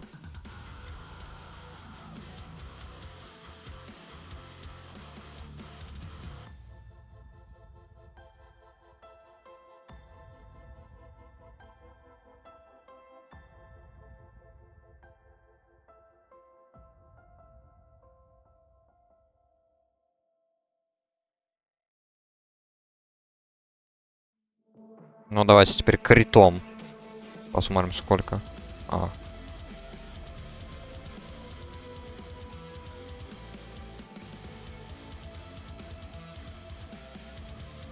А чё там? Где там Пэт?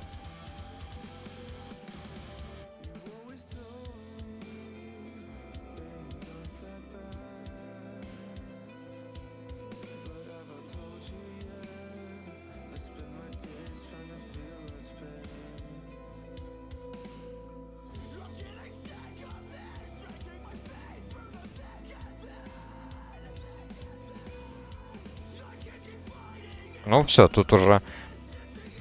Тут уже...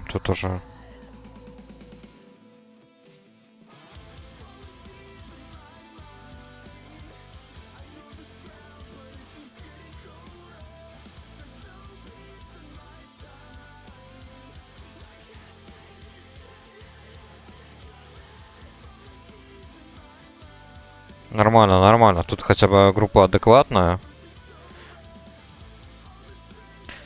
Тут, я думаю, ошибка Ханта. Его питомец отправился просто в бой туда догонять, наверное, гоблина убегающего. И поэтому его там выцепили. И, соответственно, сагрились все остальные, которые тут были.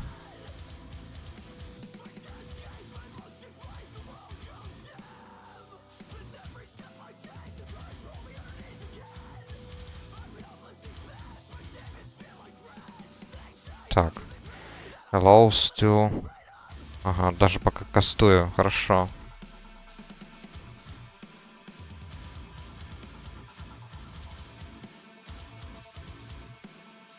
Но думаю, неплохо будет.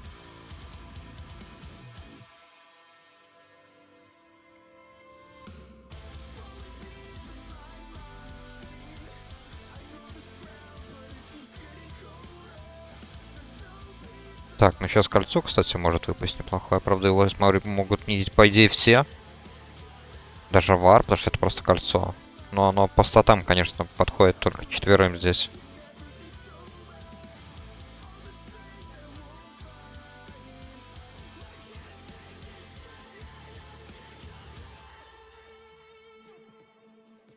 И выпадают штанишки для охотника. Везет, везет.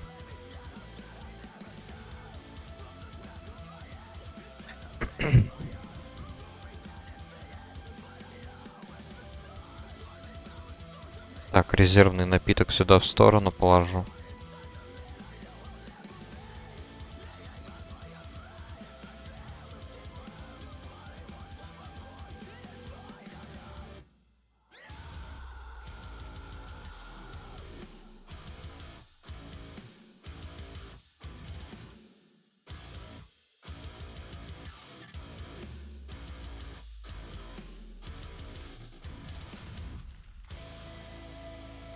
Точно, забыл, он повышает не только крит, возможность крита, и бесплатно сделает. Вот этот плюс.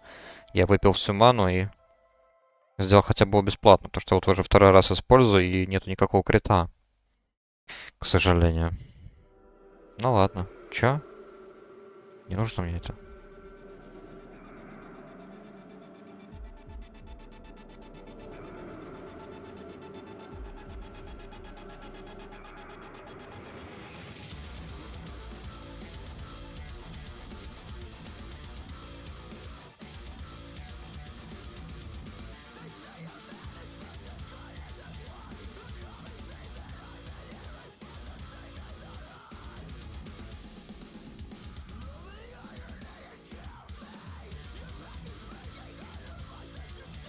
Так, ходочку накинем. Я думаю, пока хватит, может быть, нет?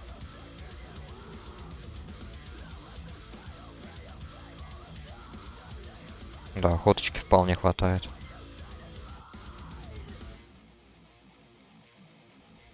Да, и правда. Только лишь это дропается херня.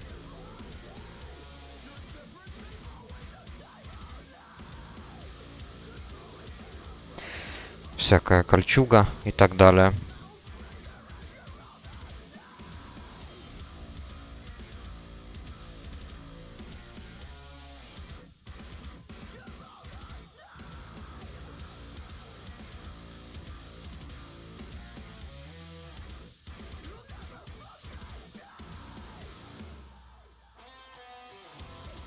Как раз вот только вспомнил то, что я же могу диспелить. Диспел, к счастью, только 56 маны стоит. Дешевле, чем ходка. К счастью.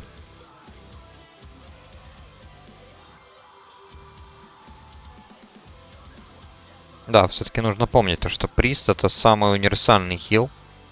В том плане, то, что он имеет самый большой арсенал разнообразных заклинаний, которые не только хилят, но и, естественно, помогают. То есть там бафы и так далее и тому подобное. Потому что это тупо классический класс во все, ну, вообще в ММО-РПГ.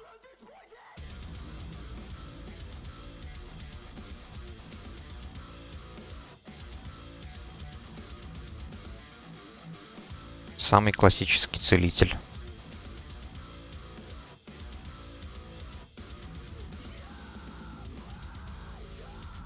Хоть я все равно придерживаюсь того, что паладин все-таки получше будет. Он у меня, правда, в соло таргет больше.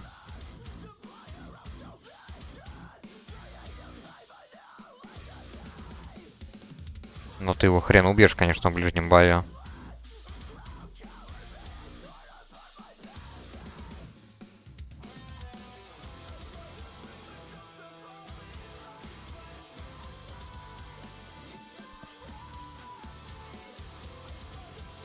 А друид, но он мастер ходок. Но его прям переделали еще с классики. Потому что в классике, да, он был мастером на все руки. Универсальный класс, который может делать все. В принципе, он это и сейчас может сделать, но он все это делал плохо. Сейчас, к счастью, я так понимаю, он довольно хороший.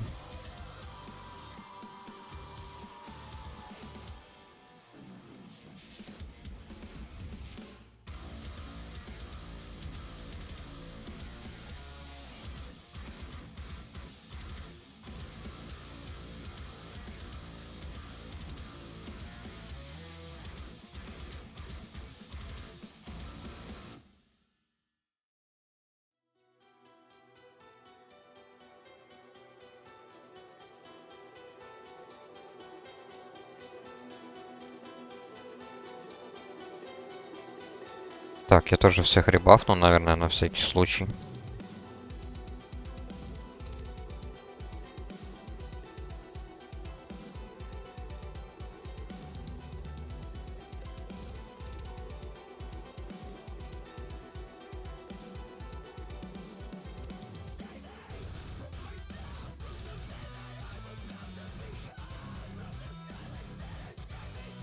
А, да? Серьезно? То есть Inner Focus даже работает. Даже работает на ходке. Серьезно? Бля, вот этого я не знал. Next Spell, ну да. Там уже не важно, какой он.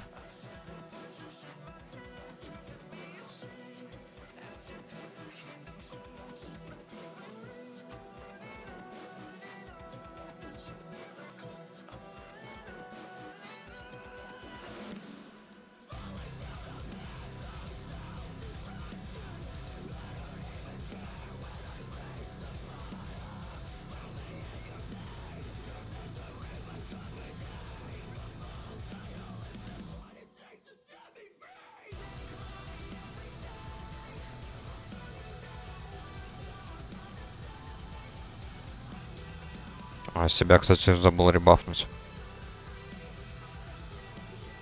Ну ничего, сейчас мы это сделаем.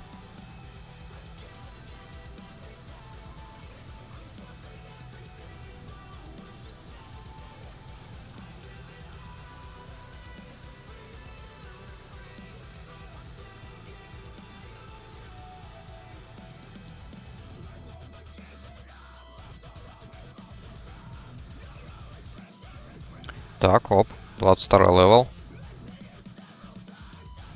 Сюда еще талантик в реген маны.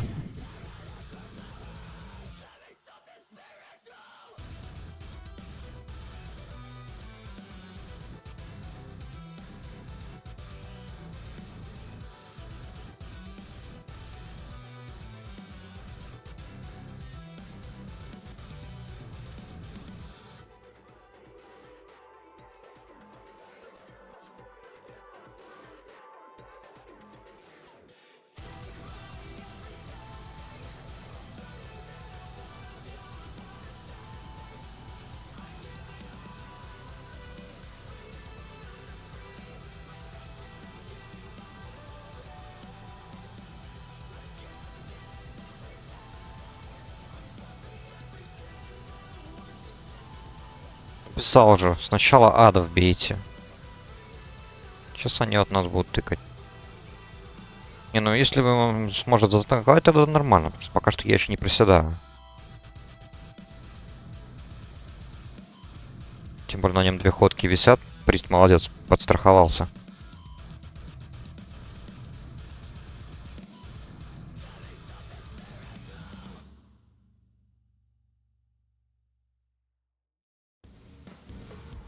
Топорик.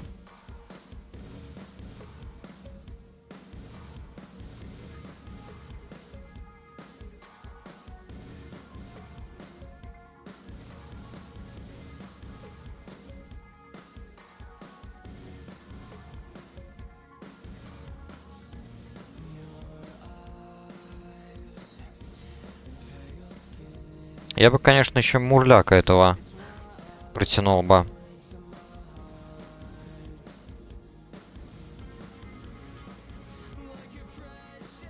Что все-таки он может дропнуть и волшебную палочку.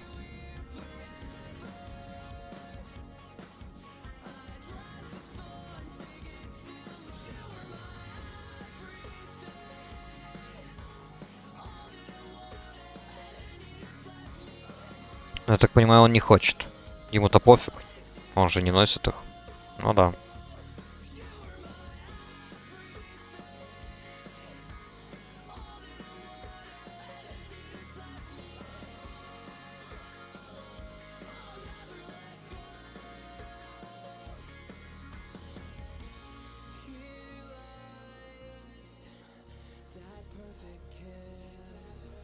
Так, ну... Вот сейчас вот отрезок, кстати, довольно так неплохо. Ману не приходится пить. Нормально даже. Танк практически не пробивается. Но в целом, вот за 2 данжа я уже выпил 15 напитков.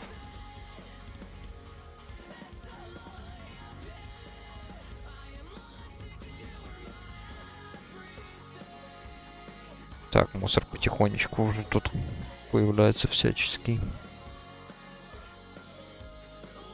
Что у меня тут на 23-м, 24-м? Ага, осталось 2 шмотки, кстати. Только интеллект дает обе. Меньше духа. Это плохо.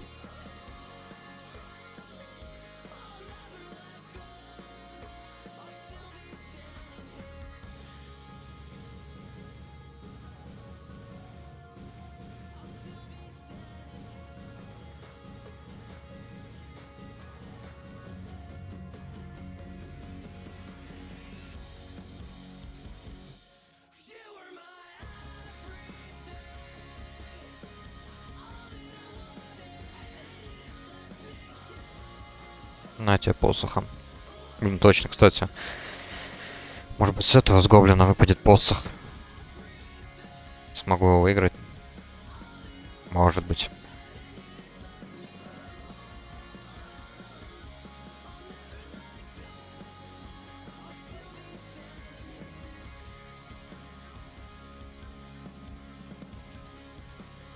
А с этого, с Эдвина Ван Клифа... Нагрудник, кстати, неплохой. Он как раз-таки только дух дает. И выносливость, то есть никакого интеллекта. Вот он тупо на хила.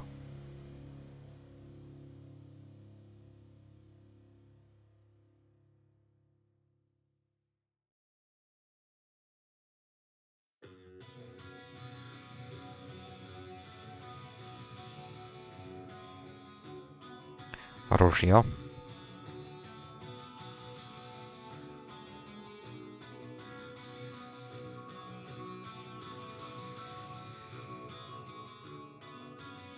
Так, ну 25-м я только получу новые напитки, да. Надо будет не забыть вот сейчас вот купить, иначе будет проблемно. Напитки и обилки прокачать.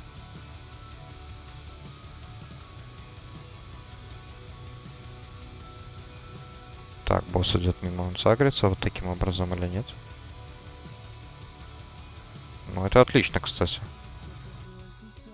Что он не агрится. То, что бывают, допустим, разрабы пираток, они даже не додумываются.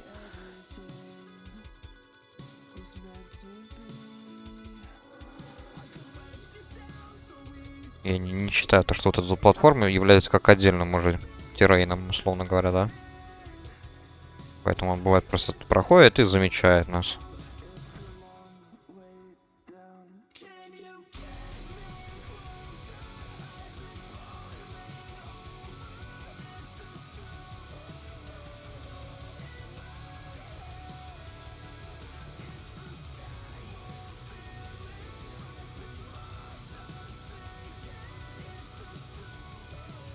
Так, давайте я лучше попью. На фул.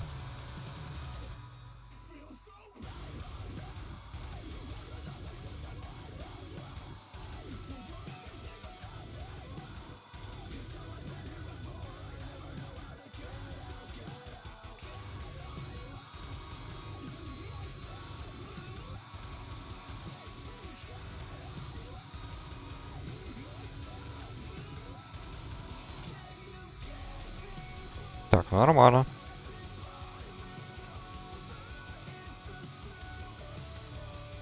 Ну и, конечно же, не выпал. Блин, как же хорошо этому охотнику. Просто, по сути, фулсет может собрать сейчас. Что у него из этих всех? Да, ремень он только что залутал. Остается броня.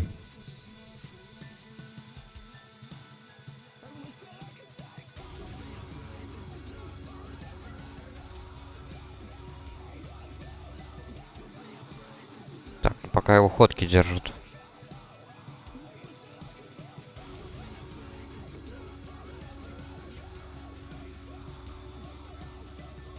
Так, продолжаем хилить.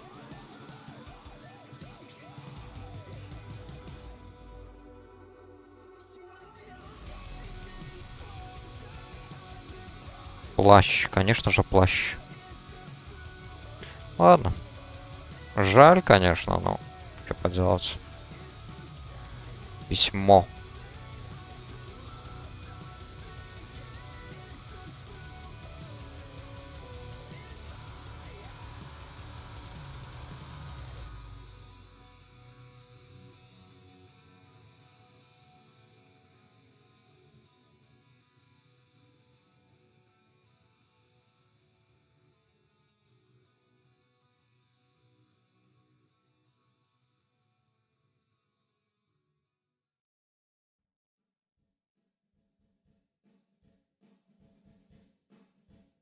Так, а где этот печенька? А, он идет.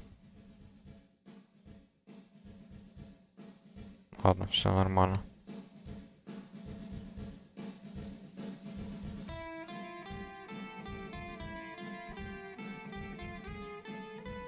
Кину просто ходки на всякий случай на всех.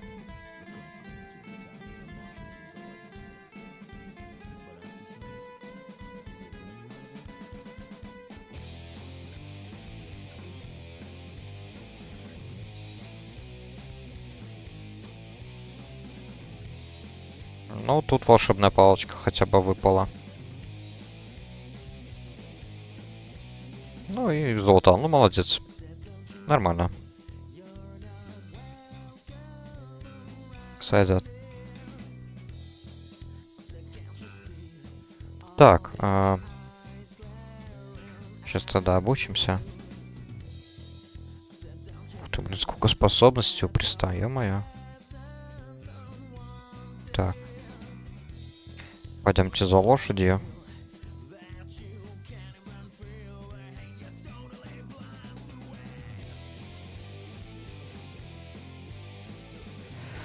Так, лошадка, напитки. Точно, напитки я мог прямо сразу вот здесь вот купить, чтобы уже не париться. И профы.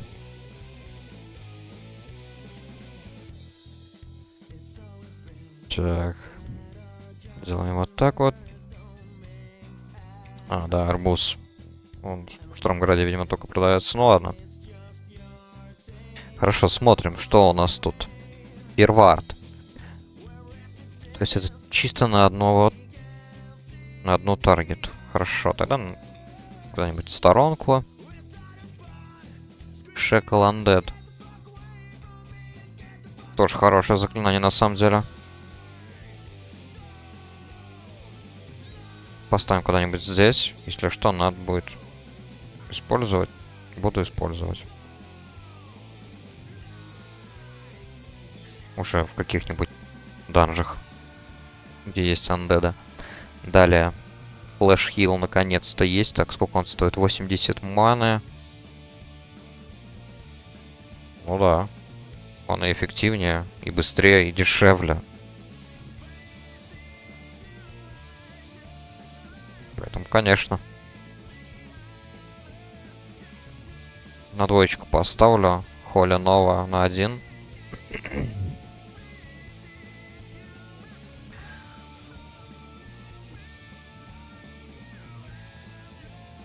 Так, ну и по сути я буду хилить только флешкой, наверное, получается, да? Она выгоднее. Потом, когда появится AOE хил, типа, там, Desperate... Не, Prayer, короче, какая-то. Вот она хилит всех членов группы, тогда да. Вот ее закину вместо вот этой хилки. А так флэш хил. Вообще удобно, я думаю. Ну или просто потому, что на первый ранг, поэтому такая дешевая. Так, что мне, кстати, по символам? Надо будет глянуть символы.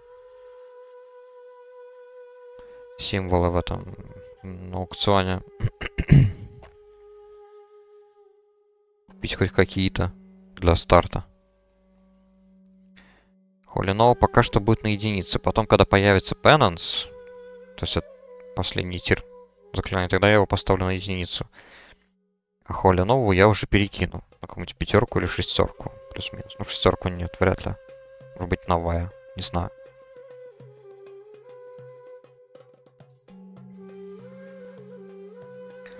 Так, макросы. Специфические для меня. Так. Может быть, где-то здесь будет.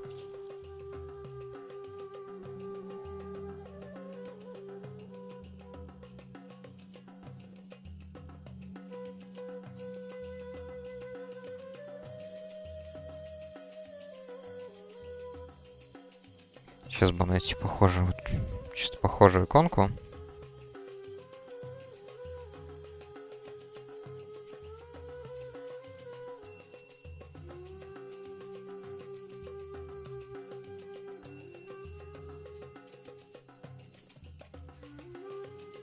Блин. Да, это, как всегда, задача не из простых, особенно когда иконка, она такая довольно нейтрально выглядит. Вот, нашел. Пока что напишу так.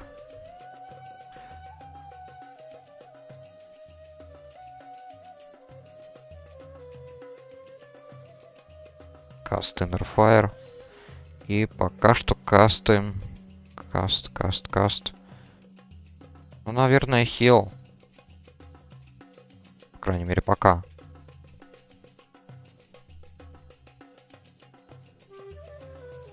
Это пока что все, да, я так понимаю. Да, все остальные у нас на ГКД.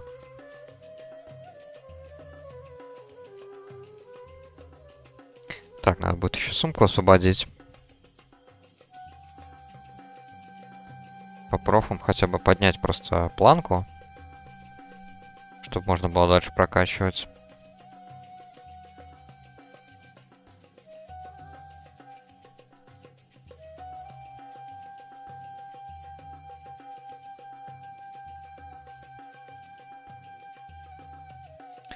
Так, с лошадку.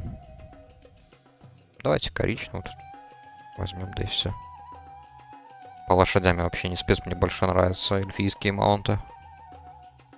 Лошадь, я помню, в классике продавалась в гавани Минитилов, по-моему, тоже был продавец лошадей. И там можно было купить, по-моему, только там. Именно черную. Вот такую же, только черные расцветки. Вот она, да, прикольно выглядит.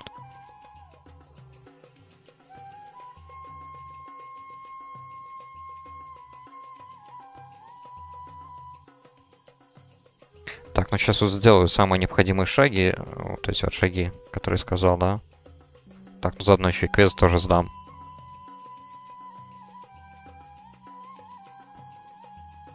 И, может быть, еще один данж зарегаю. Посмотрим, как там по очереди будет. Если сразу прокнет, то вообще здорово. Пройдем один данж и, наверное, буду все закругляться на сегодня. Так.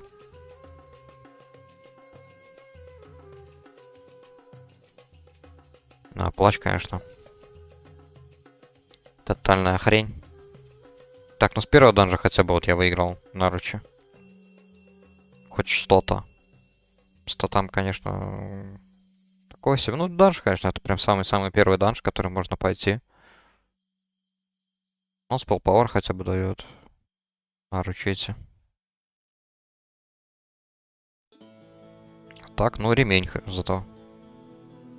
Первый дроп, то, что попался, вот это радует.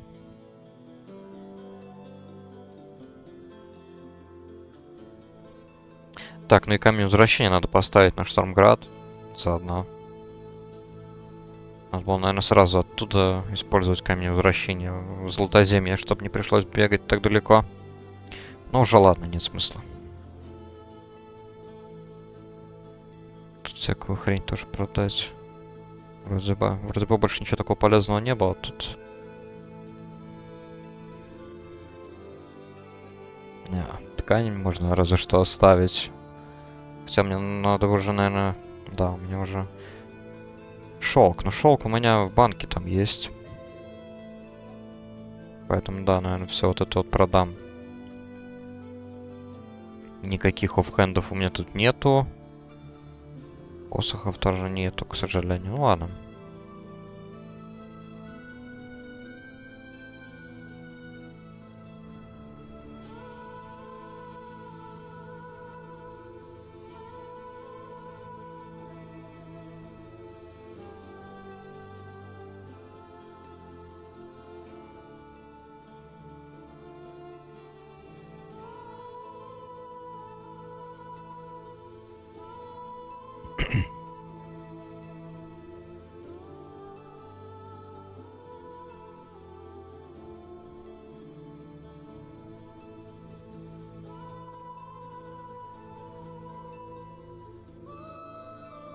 А, так вот это здесь, оказывается, есть талант, который повышает скорость передвижения. Я и забыл. Блин, не так уж и плохо тут все. По всей видимости. В поле ветки.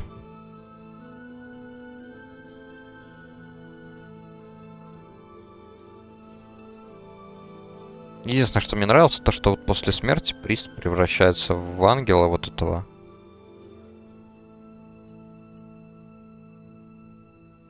И может еще продолжать хилить там бесплатно, просто спамить. Свеус.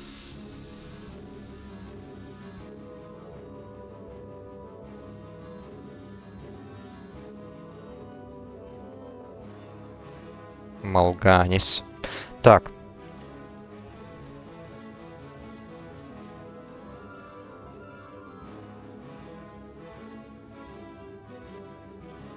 Камень возвращения есть.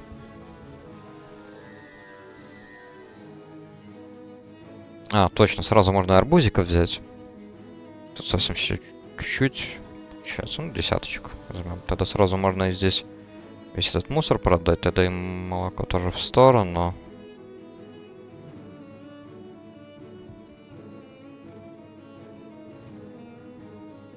Так, да, тут все можно продавать. Тоже нафиг надо.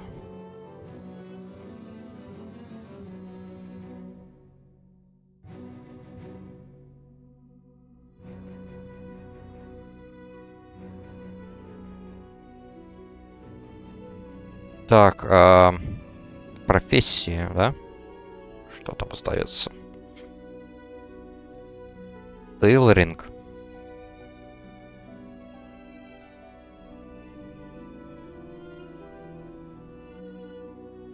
Потом инженерное дело.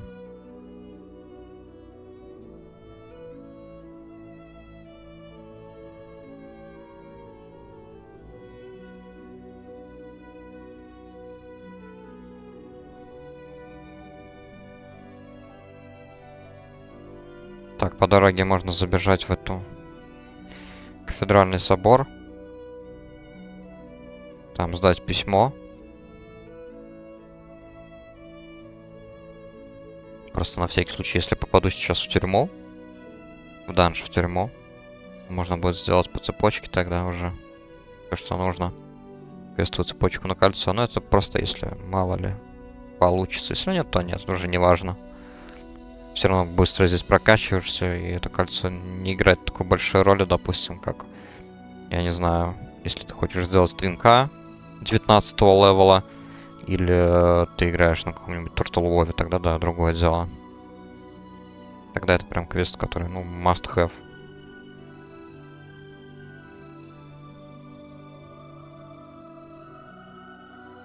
Так, ладно, регаем.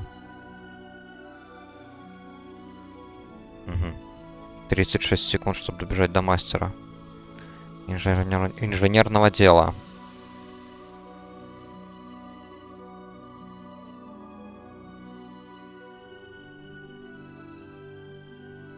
Блин, а я... Чё-то я думал, что я успею. А, успеваю. Нормально, нормально, успеваю.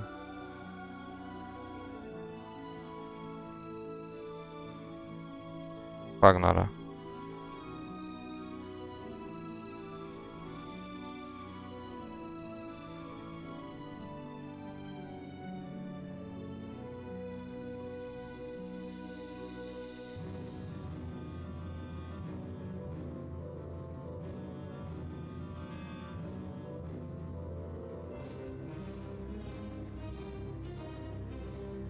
Так, кто у нас здесь?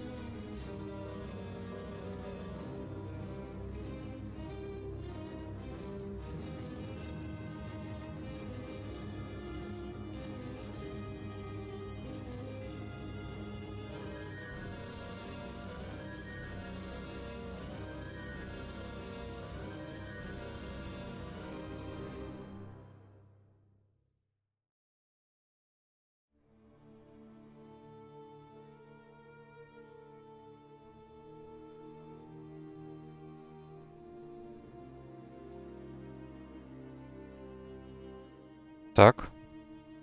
И давайте сейчас попьем. А то мы тут разбафали всех.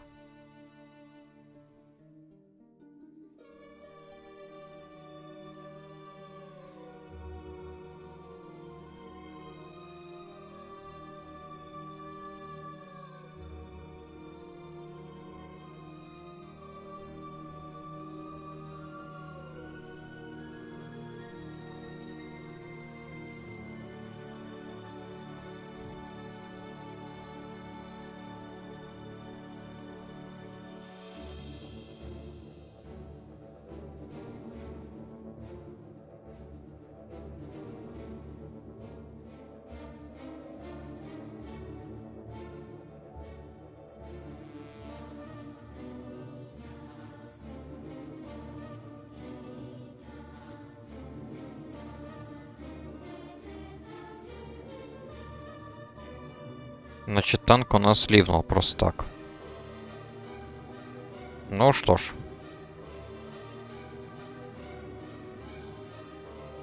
Прошу прощения, ну и хуй с ним.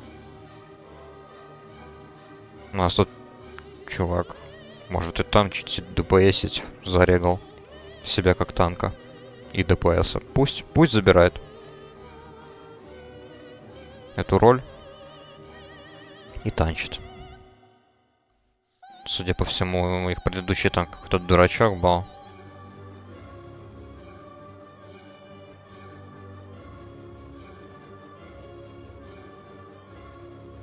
Поэтому пофиг.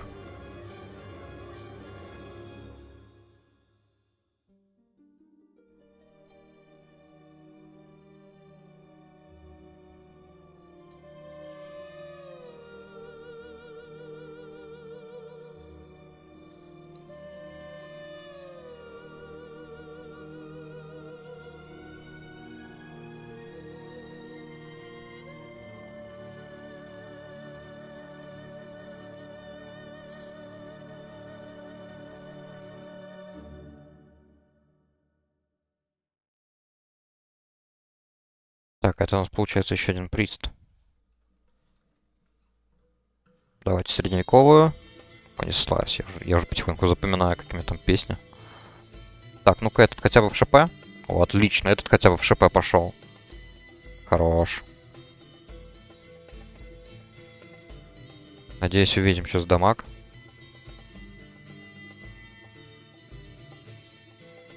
Так, блин, волшебная палочка как-то вот неудобно на эту. Лучше на единицу, блин.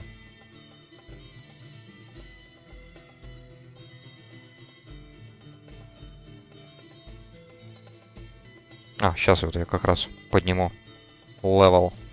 Найс. 8 интеллекта.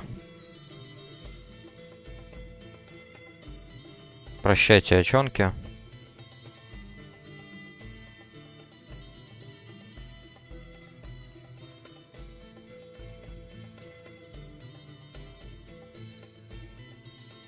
Мы их уже тогда в сторону положим.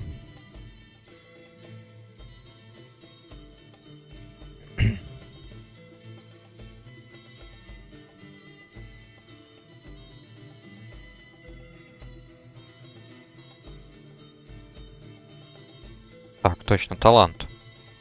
Сюда вставляем.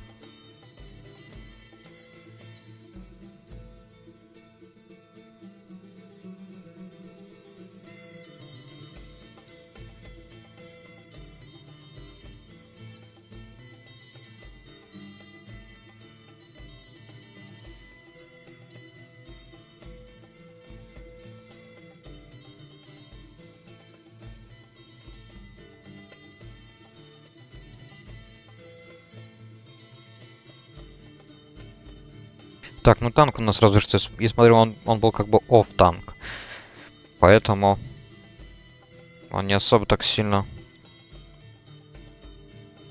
Не особо одет. Ну так.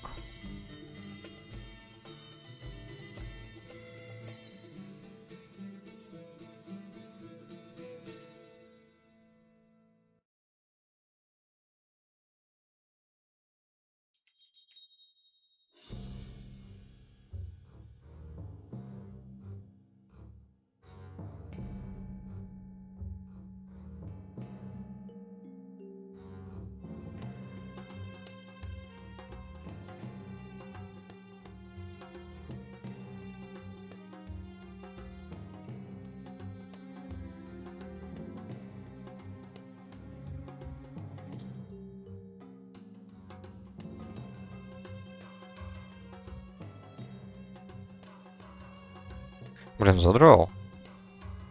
Хватит меня уговаривать. Не хочу Зарду играть.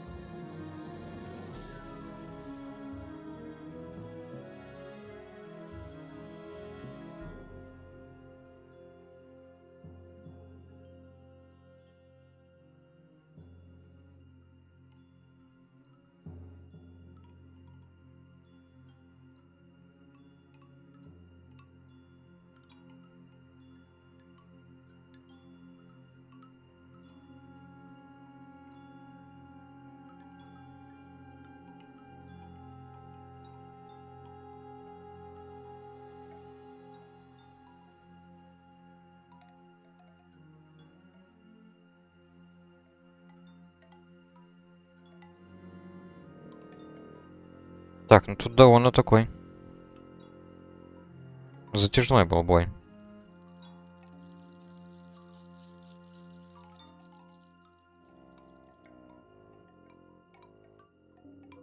О, зелье.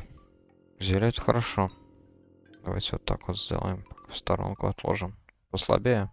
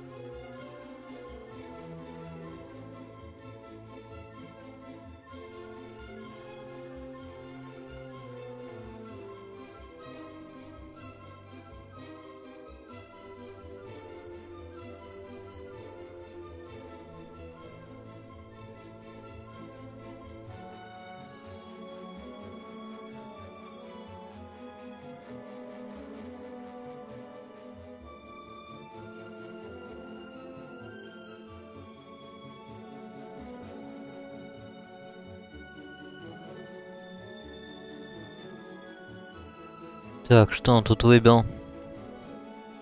А, с героического. Айс. Неплохо.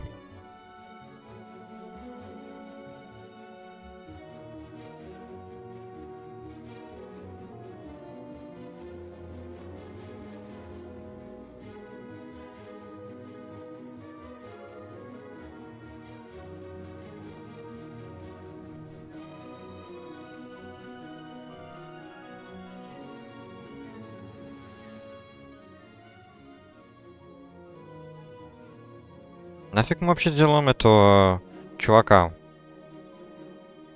Пошли бы дальше, да и все.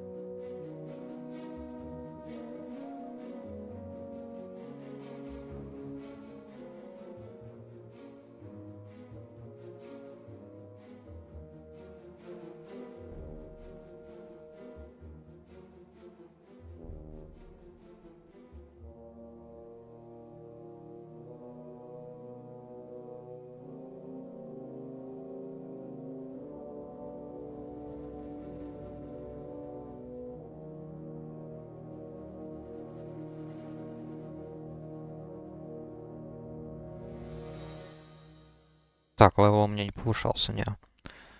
Окей.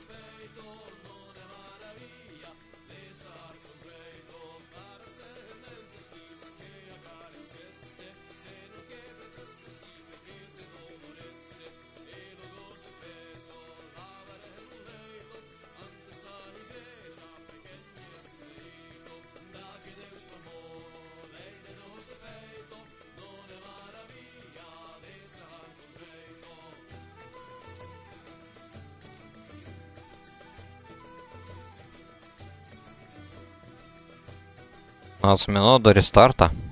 Ну что ж, как раз. Я тут планировал уже заканчивать после этого данжа. Вот 15 минут нам на завершение.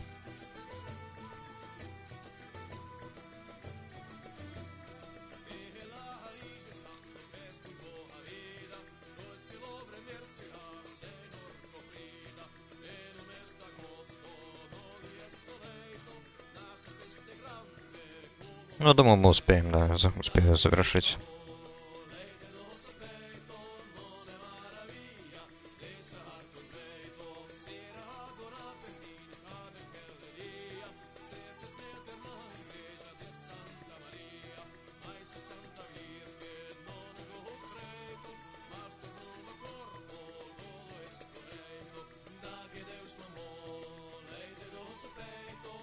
Тут даже особо хилить мне не надо.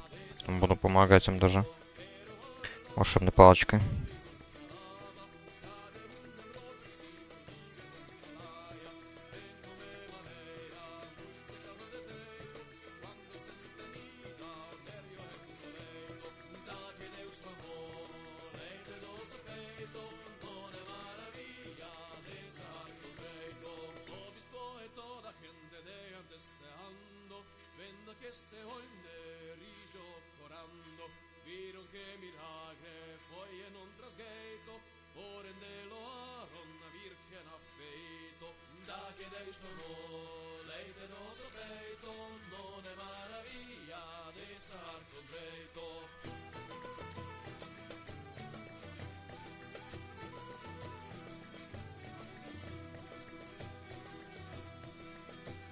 Думаю, продолжать можно просто вот таким вот темпом плюс-минус, просто потому что не придется делать паузы на то, чтобы попить там и так далее.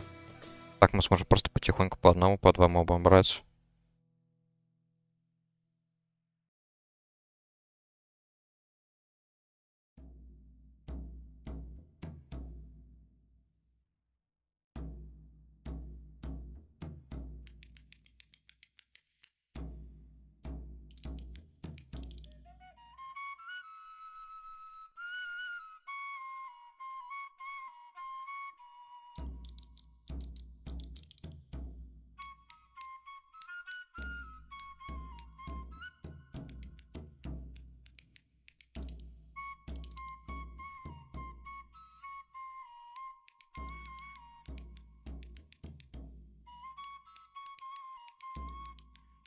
Так, ну нормально. По сути, одна ходка плюс-минус ее поддерживает, когда ее стукают два моба. Не всегда, правда, но ладно.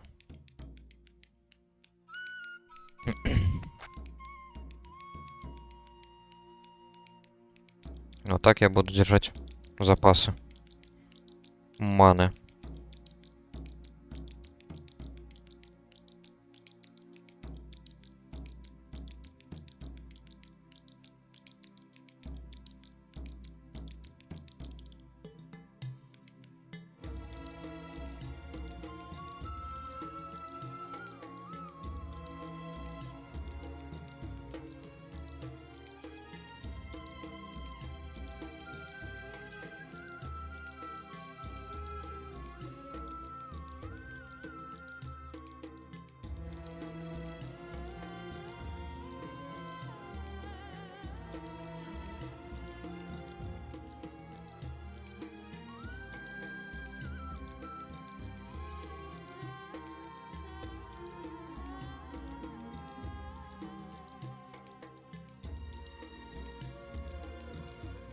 Так, ладно, пора им помочь.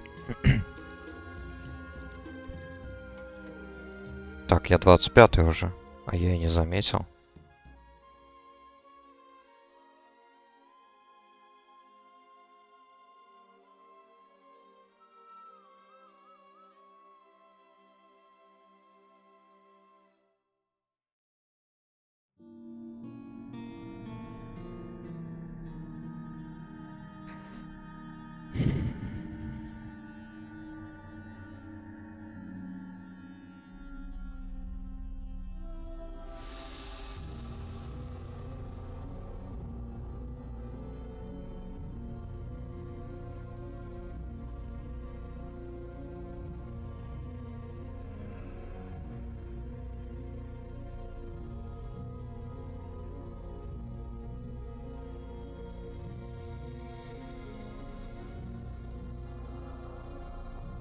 Так, что-то как-то, да, быстро мана моя уходит.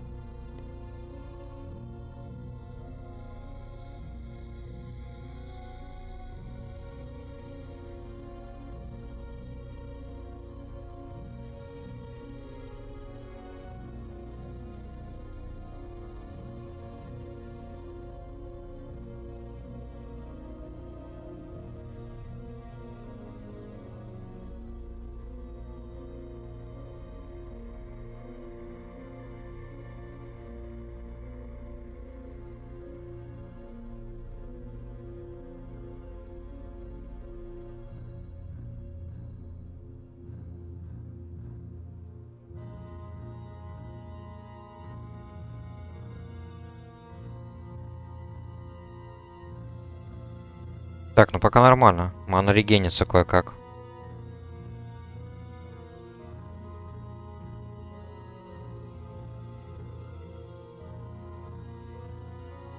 Кинул ходку. Отлично, все. Пьем. Сколько у нас там времени осталось? 10 минут.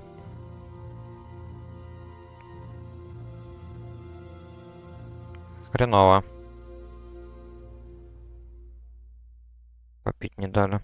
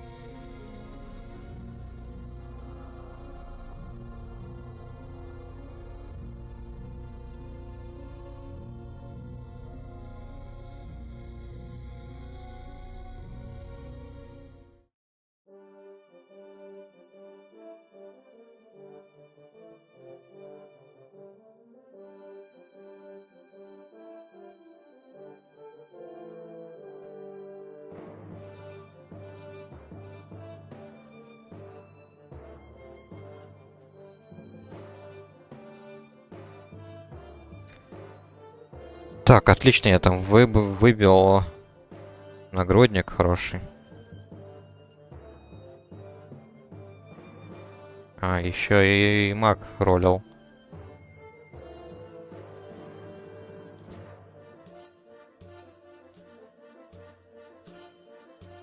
По-моему, этот нагрудник как раз таки использует инки на 19 левеле.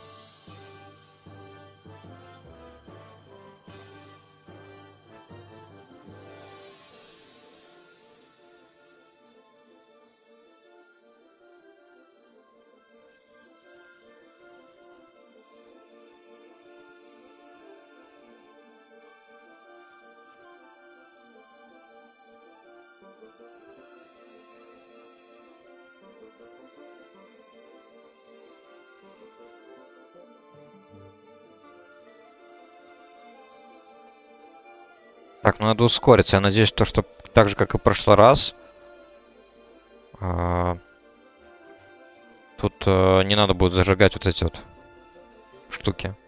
Почему-то сразу же открылось.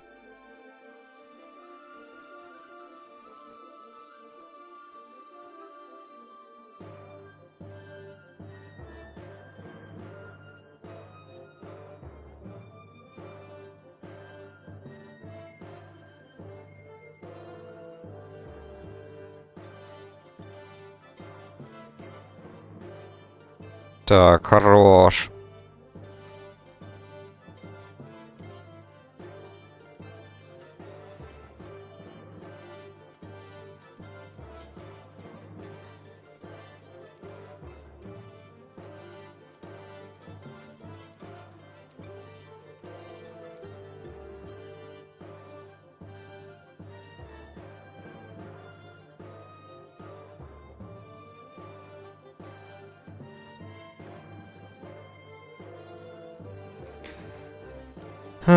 Вот что они наделали, а?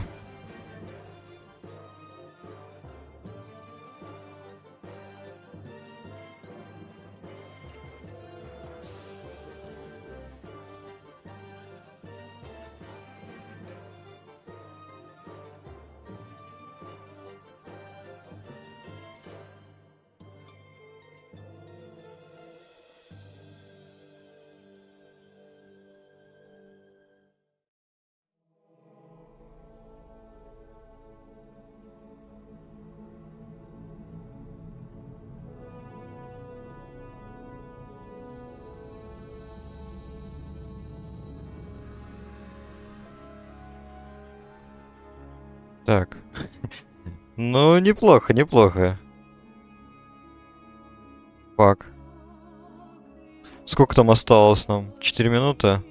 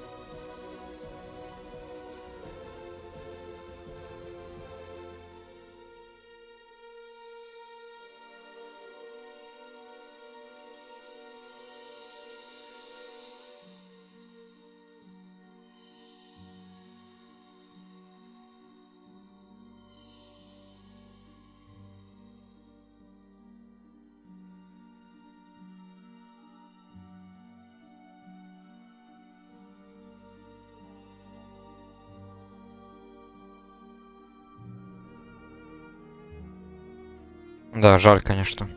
Не успеваем.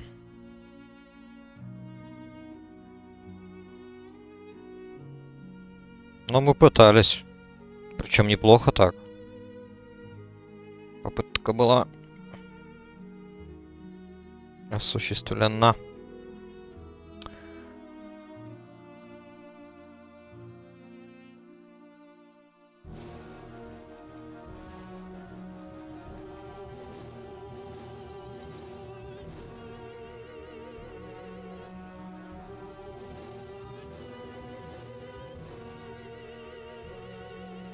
Жаль. Жаль, что не прошли до конца.